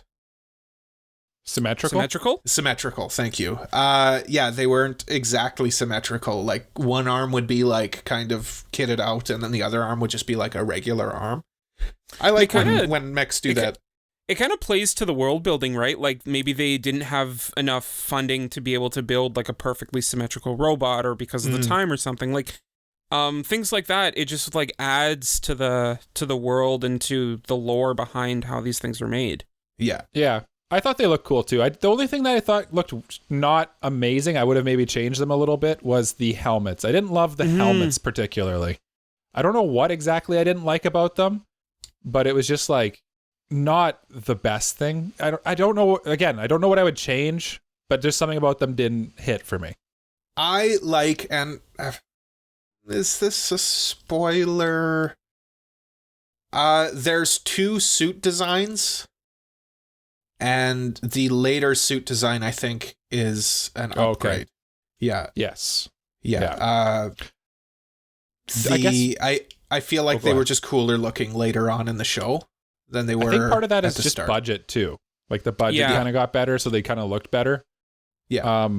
The one other thing I wanted to say looked really cool was all of like the bike and car like chase scenes in this looked great. Yeah. The bike is up there with like Akira's bike for being like awesome. I was comparing it to Akira's bike the whole way through, and like I saw like parallels. It looked very similar even. Yeah. Oh, We're saying knowing this what show I know now about this, it's it's probably just Akira's bike. It's an homage. Yeah. What was I gonna say? We keep saying Akira's bike, but I guess Kaneda's bike. But yeah, no, that was a cool bike, and I like the sounds of the bike and all that stuff were all really good. And like everything, it did a bunch of things really well. This show, like there was quite a bit to like. The cars visually were cool. Yeah, it was. I liked it. Like it was definitely just solid cyberpunk. Mm-hmm. Yeah. Oh, that's right. That cop's car, or that car that they keep chasing, was pretty cool too. Yeah. All the designs. Cyberpunk has cool designs. That one, like, are you talking about that one from episode 4, Mike? Probably. Yeah. Yeah. Where like they're like, I kept drawing parallels to the spoilers. Okay. We don't want to get too deep into plots, but yeah, I think we all know what we're all talking about. I know what you're talking about. Yeah. We'll talk about that after the spoiler warning. Okay. Just keep that in your mind, Jay. Yeah. Write that down. Yes, write that down. Write that down right now. Yeah, I mean, I'll remember it. Don't worry. Just great. Like I'll never forget. With this cyberpunk stuff, like part of what's important is like just the city too. Like everything was great. One thing that's kind of surprised me was that the city, when I came into this, you said it was like a cyberpunk story. And I was surprised how not super dark and grim the city was for a cyberpunk story. Yeah, I thought it was kind of just felt like future Tokyo. Like it felt like a realistic future Tokyo, or like a future city. It was cyberpunk more in the sense that like thematically it was cyberpunk-ish. So like it was a lot of like corporate, like big corporations run everything. I think like kind of the thing is as well, like the further you go back in time, you'll notice like a different outlook on how the future will be. That's a good point too. Like back then they probably thought like, oh, the future's going to be bright. It's going to be great. It's going to be like this utopia. Nowadays, you look at the future. Oh, we're going to be wiped out. Hey, right? LOL, what future? What future? Yeah, okay. Let's do just spoiler-free thoughts before the recommending the break. it to people.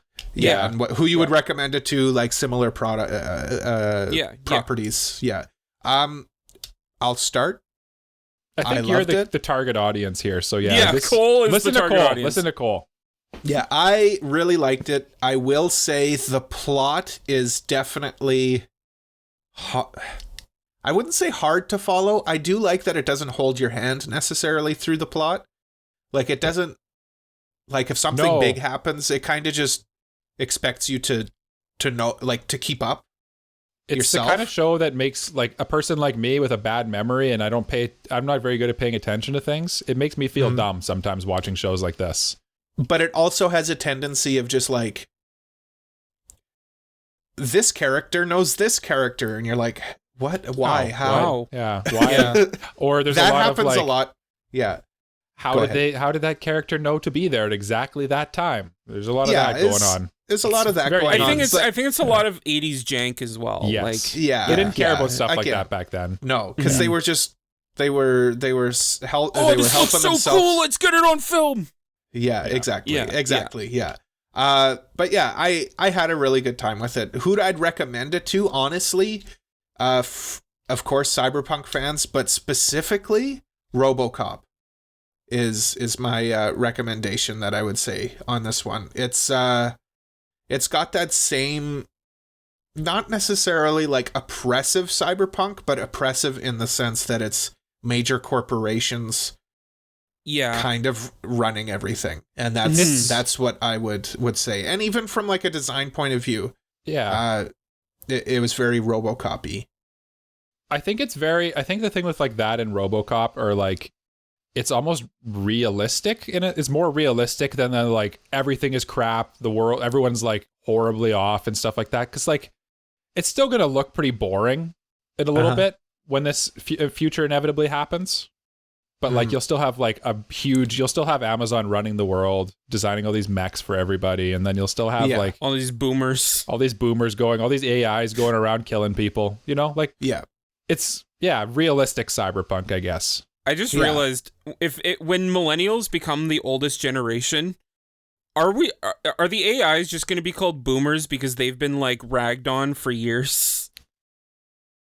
Yes. This show is predicting the future. It's an accurate prediction is what I'm getting at. Yeah. Mike, spoiler-free thoughts, recommendations. So my spoiler-free thoughts, if you guys kind of predicted it, I thought the first 3 episodes where there was a kind of a more thorough plot line through it, because like we I don't know if we've explicitly said that this is fairly episodic and maybe even a little out of order, the storytelling. I was kind of confused on like if what the order was when I was watching episode 2. Like, is this an really origin or like? Yeah.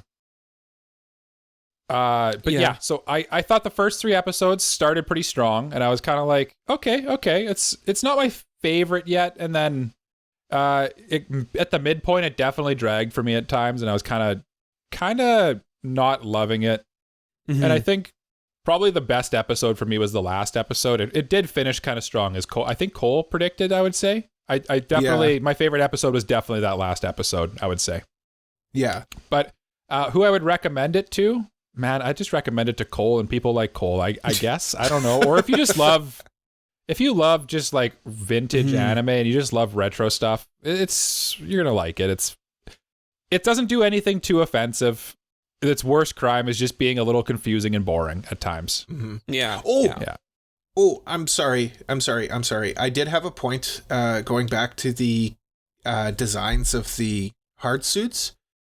I like how this is a very weird thing, but I like how they were put on. Like that they were how they were suiting up and how they hang on these and they like kind of like put it and they like fold it up over top of themselves. It was just a cool little detail. I like that too. No, it's not weird at all, Cole. I like that too. It kind of goes back to what I was saying about it being kind of realistic in a sense. Like it's sort of everything in this kind of made sense, but at the same time it was also like ridiculous.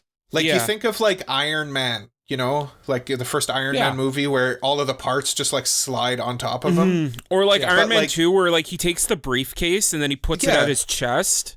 Yeah, and it's like, well, okay, that looks cool, but like there's also something cool about like if this existed, this is how you would get in. You'd step into it. It's all like they're just putting on like they're firefighters putting on their gear, you know? I don't know. It's just something cool about it. Like in episode 8 there, where one of the characters has to, they're like not expecting there to be something happening, and then all of a sudden something is happening, and one of her friends is like, "Oh, I brought your suit," and then she's like, "Oh, great!" And then she puts it on, and I don't know. It's like a whole thing. It's cool.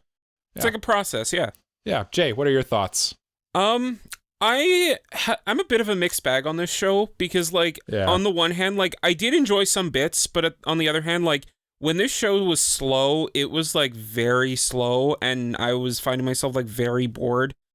And at those points, if I were to just watch it for the sake of just entertainment, I would drop it.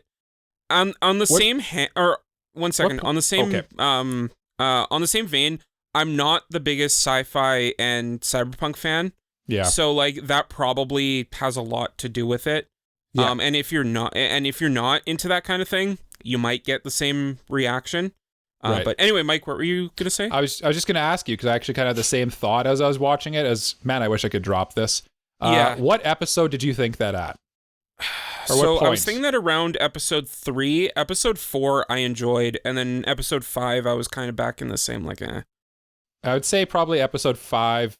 Midway through, I was kind of like thinking to myself, if I didn't have to watch this for the podcast, I probably wouldn't continue. Yeah, And then I'm glad I did, that's though, kind of what I was 'cause, thinking. like I said, favorite episode came up. Yeah, So, yeah. Who would you recommend it to, Jake? I'd recommend it to people who like vintage anime, anyone who likes like that sci-fi, cyberpunk kind of thing. And I was thinking about this too, and this might be a little bit out of left field, but even like people who like magical girl kind of thing, might enjoy it.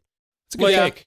Not like you're not gonna get the like shoujo, like ultra shoujo aspect from it, but like if you like girls like getting things done, you're gonna like this. Yeah. It is. That's the other aspect, of course. Yeah, it's just we've got 4 badass girls doing stuff. I feel like it's a good.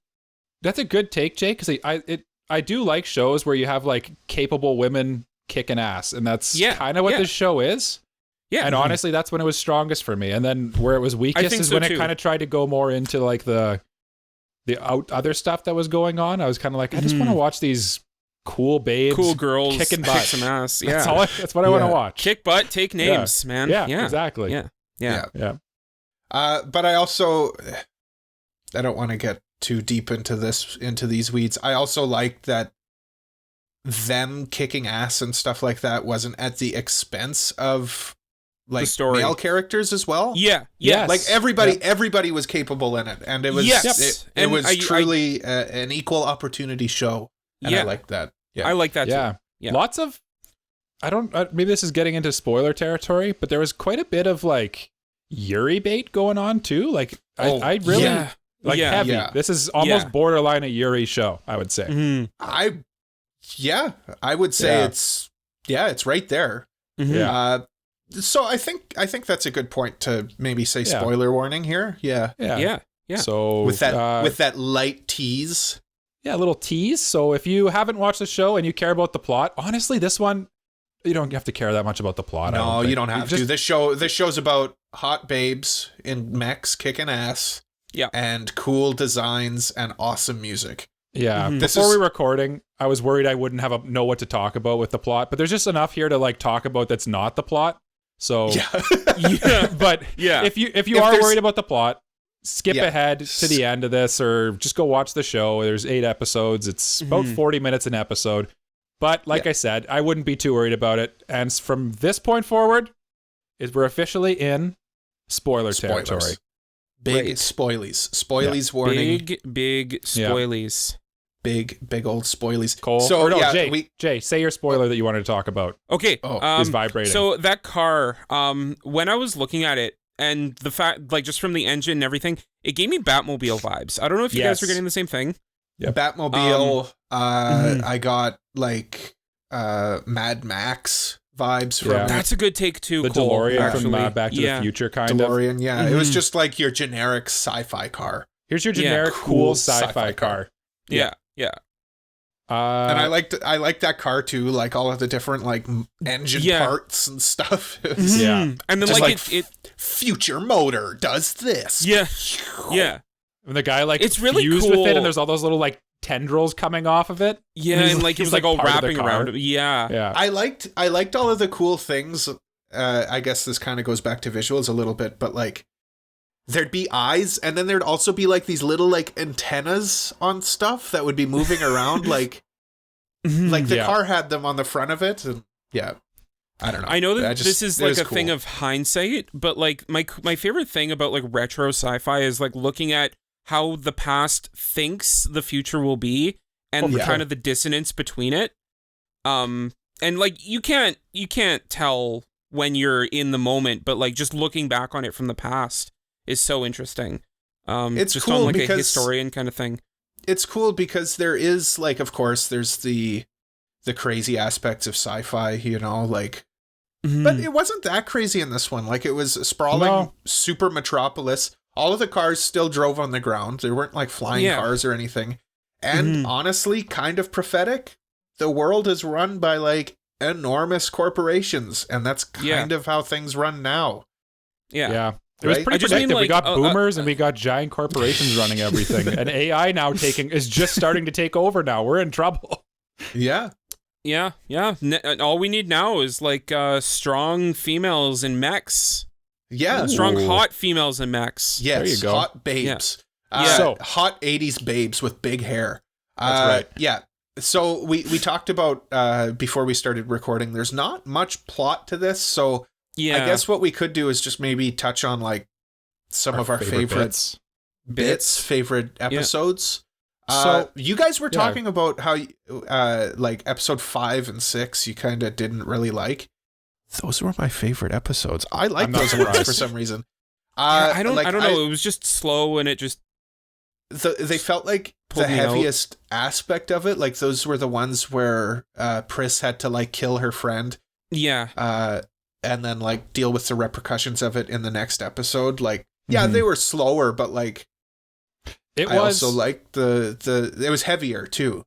Yeah, Mhm. those were the most like Blade Runner-y feeling episodes to me, like the most heaviest, deepest cyberpunk. And I just have this show made me realize that I'm just not a cyberpunk fan. Honestly, it takes Studio Trigger for me to be able to like cyberpunk. And I think that's just how I am as a person. It's a flaw of mine. But It's not a flaw. Yeah, Don't it's not a say that. flaw. I wouldn't say it's a flaw. Okay, It's it's just a a- talent of I'm- mine. I'm the broken one. We're all broken. I don't think any of like liking or disliking something isn't a flaw. It's just like a trait. It's a preference of mine. I Yeah. don't have the attention span for the slow, like long drawn out cyberpunk monologuing villains and people, directors talking into a screen about their plots to take over the world and how they're going to run their cybernetics corporation. It's just like, no, I just want to watch someone ride a motorcycle off a bridge and then blow something up. And if they're a hot babe on the motorcycle, all the extra bonus points. Yeah. So that's why I thought the middle kind of dragged for me, honestly. I kind of I understand get that, that. Mike. Yeah, I'm yeah, gonna go, I get that. Yeah. It takes away, because for me, what I like about shows is I like the character elements of it. I like watching characters interact with each other. I like the plot too, but when it's only plot and there's no like the character and Interesting emotion characters, stuff going yeah. on, then I don't. Yeah. But that's- I kind of but- tune out. That's why Especially, I like- like that episode or those episodes, because like Priss is like struggling with the guilt of having killed her friend. Who? Yeah. This was one of the bad things of the show. Her friend that she just met like 20 minutes ago on the show, like. Yeah. Yeah, It was kind of contrived that she's like so upset about it. That's kind of why I didn't like it, because it was like, why do you care so much? Like, you Well, just met her. yeah. I don't care. Me. No, not I you. don't care. I mean her. get- I mean her. Why I does get- she care so much? Well, Yeah. because they were friends, but they're But only like they friends just met because 20 the minutes plot, ago. Yeah. The plot dictates that they were friends. Yeah. but Exactly. Exactly. This might be a good time to drop a couple interesting nuggets I learned about this show. yes, please. So- Please do. The show, like I said, was in legal trouble, and they were planning on 13 episodes, and then around, I think it was episode 5, the main girl there, Yeah. Priss, Yeah. her voice actor, they hired her on because they wanted her to sing all her own songs. Mhm. Yeah. And what happened was the voice actress for Priss actually got a new contract from her record label because she's an actual musical artist. Right. And the Okay. new contract specifically said that she was not allowed to record any songs for this show. Oh. Interesting. So what they had planned to do when Priss kills her friend there, what they Yeah. planned to do was actually have Priss die in that episode. And then the girl who was in the next episode, the other singer there, was Priss's Yeah. replacement. Oh. So that's just a neat little bit of factual stuff. But the fans were so okay. upset that they heard that this was going to happen, and then they were just like, no, you cannot do that. We like Priss, Yeah. and justifiably so. She's the Spoilers. best girl in the show. Yeah. Spoilers. Priss best girl. Priss best girl. Yes. Yes. Debatable. Correct. Debatable. Debatable, definitely. Debatable. But this is They're all every character Priss- is good in this. Honestly, all of them are. Like Nene in that last episode is great. But Priss is the Raphael of this group, and Raphael is the best Ninja Turtle. So Ninja Turtles. Oh yeah. You think? Yeah. Yeah. Right. Yeah. Yeah. this is Ninja Turtles, but with hot babes in mech suits. That's my Yeah. that's my hot take. Yeah. Yeah. Yeah. Jay, but what was your yeah, favorite episode? My favorite episode was episode 4. I don't know what it was. It I don't was remember just which like one that is. that was like the one with like the car and the car chase kind of thing. Oh, I did like that. Yeah. Yeah. There was like one scene where like they're chasing, and I was like, that is a really well done shot, and it like came kind of like out of nowhere. Was it the part in the tunnel when the car's like out of control? I really like that part of that episode. Yes. Yeah, and she's on like the super fast bike that she can't control. Yeah. Where they installed those like the like drag race wheels on the back, so that it wouldn't just like spin out on her. Her training wheels. Training wheels. But yeah, no, I this show's so fucking cool. It's so over the top. But yeah, I don't really like have any words to say what I liked about it aside from like it just was really cool. Yeah. It did something. It's just a cool show. Yeah, it's a cool show. It's one thing I like about the 80s is they really observed like in I used to be a Dungeons and Dragons DM, right? And when you're a DM, there's something that's called like the rule of cool, where if something doesn't make sense and it might not actually like technically work according to the rules of like or what you're supposed to do or what you're not supposed to do, but it's frickin' cool, you just find a way to make it happen. And that's what this show kind of does a lot of the time. That's what a lot of power fantasy shows also do. Like SAO will do it. Solo Leveling does it. Like a lot of those power. Yeah. And like it's worth the cost of not making sense to do something cool. Yes. Right? Exactly. Yeah. Do you have any more thoughts about your episode 4? I don't know. Like, I mean, I just really liked it. Is really it. For me, definitely. I already said best episode is episode 8. Episode 8 is cool. It had the best animation to me, which like I saw some people didn't like the different animation style, but I thought it was the best looking episode. The color palettes kind of changed a little bit on it too. And it was just like the most consistent throughout, like through line. Everything about that show was that episode is what this show did best. It had an interesting character thing happening. You got to see Nene's little like struggle to both be a cop and be the hot biker babe chick. Well, it's only her. Only Priss has a bike, I guess. But I love that scene in that where she pulls over the bike and then it's revealed that it's Priss speeding, and she's like, "You're not going to give me a ticket." And she's like, "Oh yeah, I am."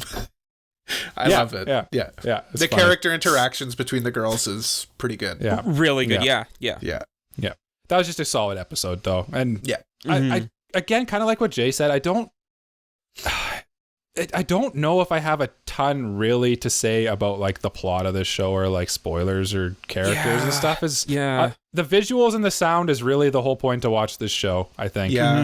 One thing I will say is in episode 8 is when they get their new suits, which is unfortunate that they get their new suits at the last battle of the last show. And I liked the new designs. Like they had those horns on the back of the helmets and stuff. Like they were just cooler looking. Yeah. Honestly, Priss got hers first. Priss got hers first randomly. Just randomly. She's like, I wish I had more power. And then the producers just threw the suit at her. Yeah. Great. So good. I know that this would probably never happen, but honestly, I'd really like to see someone try and remake this show. Yes, I think I just see what they did with it. They did actually, but it wasn't as good, apparently. But I mean, like today. Today, I think it could do well today. Do like a few movies or something like that. Yeah. Yes. Yeah. You know, because it needs that zaniness. Cyberpunk needs that little bit of zaniness to it, or craziness, I think, to really survive today. What I was gonna say, I had something I forget now. Oh shoot. Do you guys have anything else you want to talk about? Derailing you, Mike. Well, let's just sorry. Sorry, Cole, I'm gonna interrupt you. I remember now. So what Cole said about them getting their power-ups right here in episode 8 is interesting too, because another little tidbit I found out was, like I said, this is going to be 13 episodes, and this episode 8 was the last because the studio literally got they got sued for the show, right? And then because of them getting sued for this show, they couldn't make anything else, and this show literally killed the studio AIC. This is the last thing they made because they went underwater from this. And the director of the show, because this flopped or got sued out. Went to hiding almost, I heard. He went into hiding. He went into exile and died. No one knew he died for a year after he died because he didn't. His son found his cell phone and something. Yeah. Yeah, it's Wow. crazy. Like, yeah, they I actually dissolved the did hear studio about and that. ruined a guy's career. This show. Mm-hmm. That's very like those like old 80s action movies, like straight to VHS action movies. That's what this sounds like. Yeah. Like it just like the turmoil that this went through, and like Yeah. the backstory behind it is almost just as interesting as the As the show anime itself. Yeah. For sure. Yeah. What do you guys say we Let's go into characters. Oh, I was going to say go right to best boy, best girl. Well, I feel like we talked about the characters quite a bit. Okay. I want to just Go ahead, Cole. there's a few characters that I just want to talk about because yes, we've got all of our girls, all good girls. Mm-hmm. But the cops are also great. I love Leon. Yeah, cops are great. Yep. I love Leon's partner Mm-hmm. and how he's always like trying to sleep with him. That's hilarious. That is And hilarious. I love the chief. He's awesome. How He's a hero. just the classic 80s police chief where he's just constantly yelling at them, but like he's kind of like bending the rules for them to do whatever they need to do, and like they're all nobody says anything, but they're all like on the same page. Like, you guys are off the case. Kind of like Jim Gordon and Batman. Yeah, exactly. You guys are off the case, but the helicopter upstairs has got one of the mech suits in it, and just don't go too crazy. Like, it's very, very lethal weapony. Like, yes, yeah. Even have like basically Danny Glover. I'm getting too old for this crap, and then it's just like I don't know. It's just awesome. Yeah, but okay, that's all I wanted to say about the characters. We can go to the best villains boy, best in girl if you this want. show are quite weak, I would say. Yeah. There was the one villain that turned out to be the super boomer who had the control of the satellites. Which is hilarious. Yeah. I liked him. Yeah. I liked him. I wish he was like the main villain through the whole thing, because he was like the villain through that arc that I liked. But then he just kind of dies. Yeah. Like, they're all pretty unceremonious deaths, I think, of the villains. And right? Like, there's not that much of like a connection between the episode. Like, there might be like some loose connections for some, but like for the most part, once the day's been saved, you go into the next episode and it's kind of like a new... Which a lot of that's due to it just being like an OVA and with the turbulent production, right? Because they probably were like, we don't know if another one's coming out. Mm-hmm. Well, you can tell like the main villain is the president of Genom or whatever. Yeah. He would have been in the episode 13 finale for sure. Yeah. I love that he like is Keeps almost dying. caught like multiple times, and then like he pulls the curtain back and he's like somewhere else. He's not actually dead. Yeah, that was very funny. very 80s theatrical. Very I like animated show. Yeah. Was it in the last episode where they like blasted him and he like melted, and then he's like, haha, I'm not here, and then no, it was the second last released. one. That was the second one last with one. That was pretty funny. Oh, what was the other singer's name? Vision. That was the one with Priss's Vision. replacement. Yeah. That was I kind of laughed at that, and then they just like blew him up anyway. They just kept shooting him until he stopped talking. Yeah, which is just awesome. Yeah, great. Okay, best boy, best girl. Mike, best boy.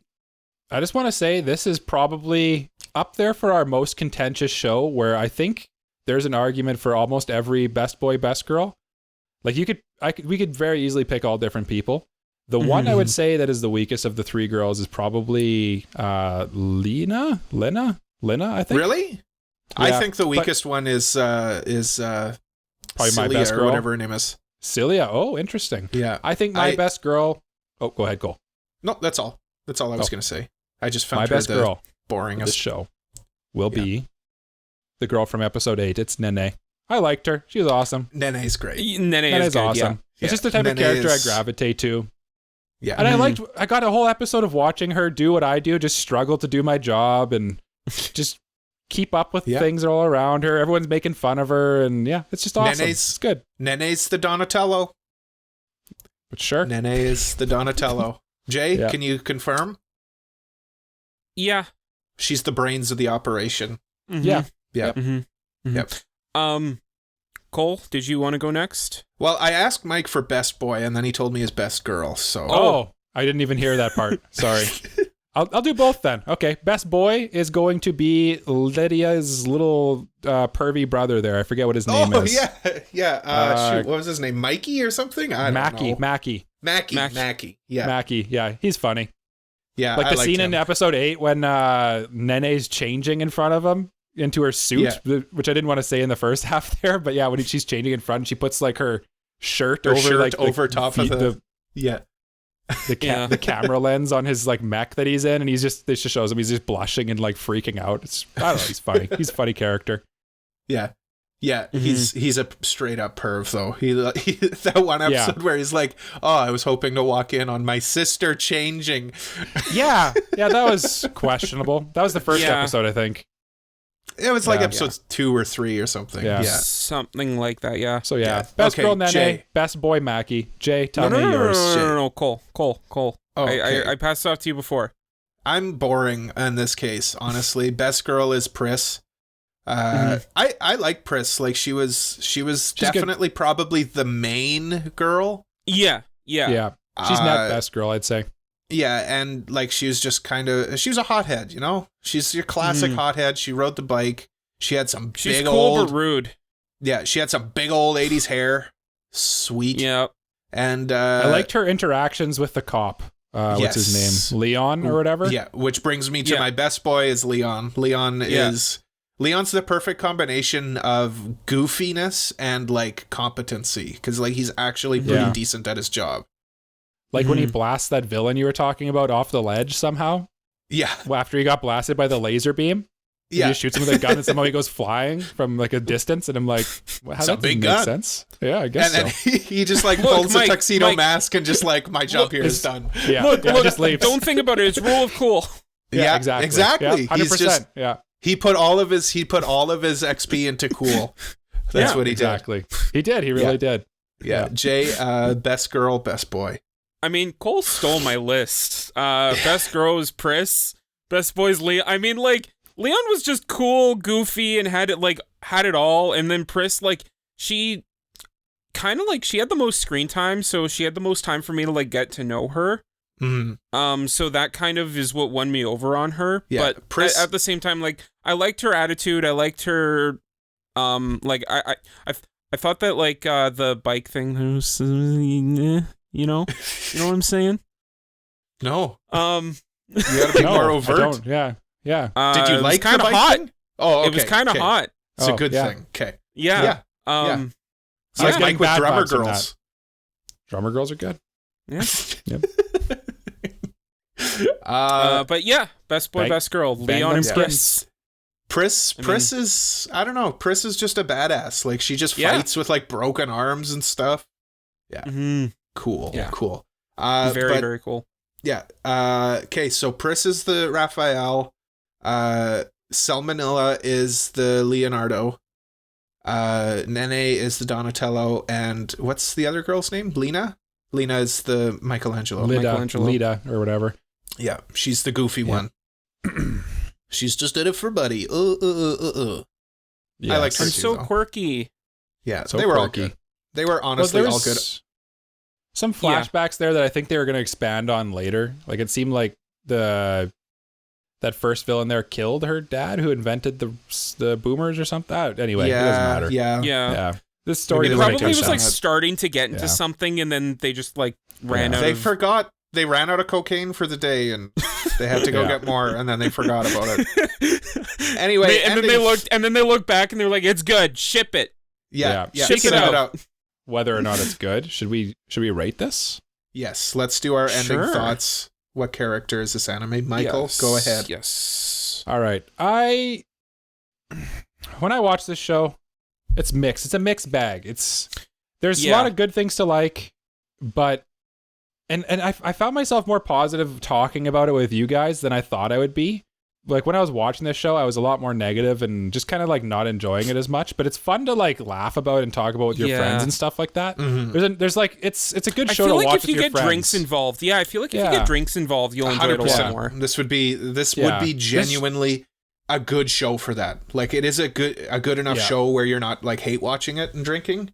It's still really good. But like you're having fun and drinking. Yeah, it's a fun show, but I think on its own, and then like the boring parts, you could just talk to each other or whatever, because the plot really doesn't matter in this show very much. Yeah. And at the end of the day, like I like that it's kind of a time capsule of the 80s. It's almost a period piece of the 80s of just like what was cool and what was in at the time. Yeah. But at the end of the day, like just the parts that just dragged for me bring the score down for sure. I'm giving it a background character. Okay. Jasif? Yeah, Mike kind of hit the nail on the head for that one. Like, us talking about it really was a lot of fun, and I think that made up for most of my enjoyment in the show. There were a lot of good bits to the show, and the soundtrack is like, so good. But I can't ignore the fact that, like, I was getting bored at times, and there were times where I was like, okay, if I were to just be watching this on my own, I probably would drop it. But I did like the characters, and I thought that, like, Priss and Leon were pretty good, and I liked them. But at the same time, like, it might just not be for me because I'm not the biggest fan of, like, sci-fi and cyberpunk. So I'm gonna mirror Mike and give it a background character. Yeah, I think that's fair. For me, it, like Mike said, it's really just a time capsule of like the 80s. And I love 80s culture. Like, I love the 80s music. I love the 80s aesthetic. The show is just a vibe for me. Cole's just born the wrong decade, I think. Truly, like, man, 80s is so cool. But what character is this anime for me? I can't give it more than a supporting. Like, I'm not saying it's a masterpiece or anything like that, but I would give it a solid supporting. It's good. It's fun. It was a lot of fun. I had a lot of fun watching it. I had more fun talking about it with you guys, like you said, but I'm not going to rush to go back and watch it or anything like that. Maybe, like Jay said, if you guys wanted to watch it with some drinks, I could probably be persuaded in a year or two, but I won't be rushing back to it. Not going to binge it. Not going to continue watching the remake or anything like that. Supporting character for me. Yeah. I think that's really fair. So that means that we have given it a score, as I'm calculating right now, if you can't tell, of 3.3 out of 5. It is a memorable right on that background border. character. Yep. It's right on that background border. character. I'd like that. I'm not upset or anything about that. I think that's fair. That's fair. That's very fair. Yeah. And on that note, the moment I've been waiting for weeks. Jay, yes, give us your hints so that we can. It is time for you guys to guess what the next review will be. And I have a couple of hints here, so let's get started. Boku no First Pico. hint. No. First hint. It is a show I have not yet seen. Oh, that's... I don't know now. You've seen everything. It is a single core show, aired in the 2010s, animated by Studio Kinema Citrus. It is based on a manga, and the first letter of the title is in the first half of the alphabet. So the first letter of the title is A through M. What are these hints? How am I supposed to get that? I honestly thought the studio would help. Kinema, I can't think of what they've done off top of my head. I don't know, Kaiba? I honestly thought you were gonna look into it when I searched that. So, I guess another hint. You need to narrow it down a bit. It's a slice of life drama that airs on Crunchyroll. Airs or aired? Aired. I'm gonna guess. And Jay hasn't seen it is the tricky part. I haven't seen it. It also has a spin-off that aired on Funimation. I have no idea. No, just tell don't me. know. Nope. Boys, we will be watching the 2014 hit anime Barakamon.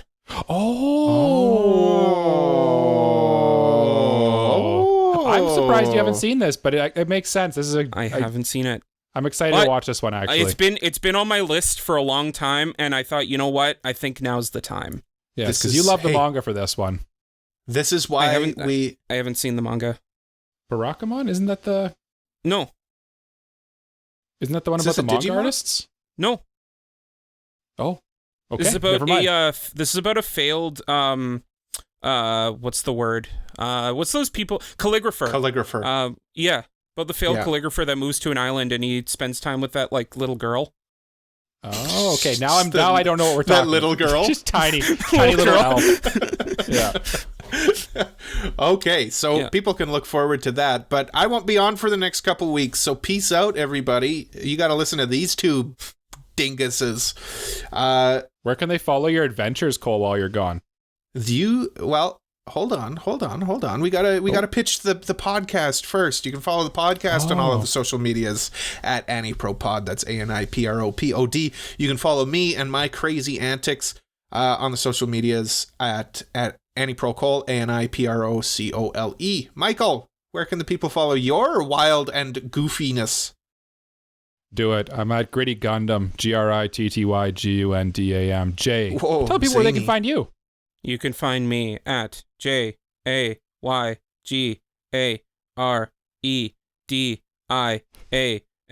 J. Gardian. Wow. Take us home. I was watching Jay try so hard not to mess up the spelling on that.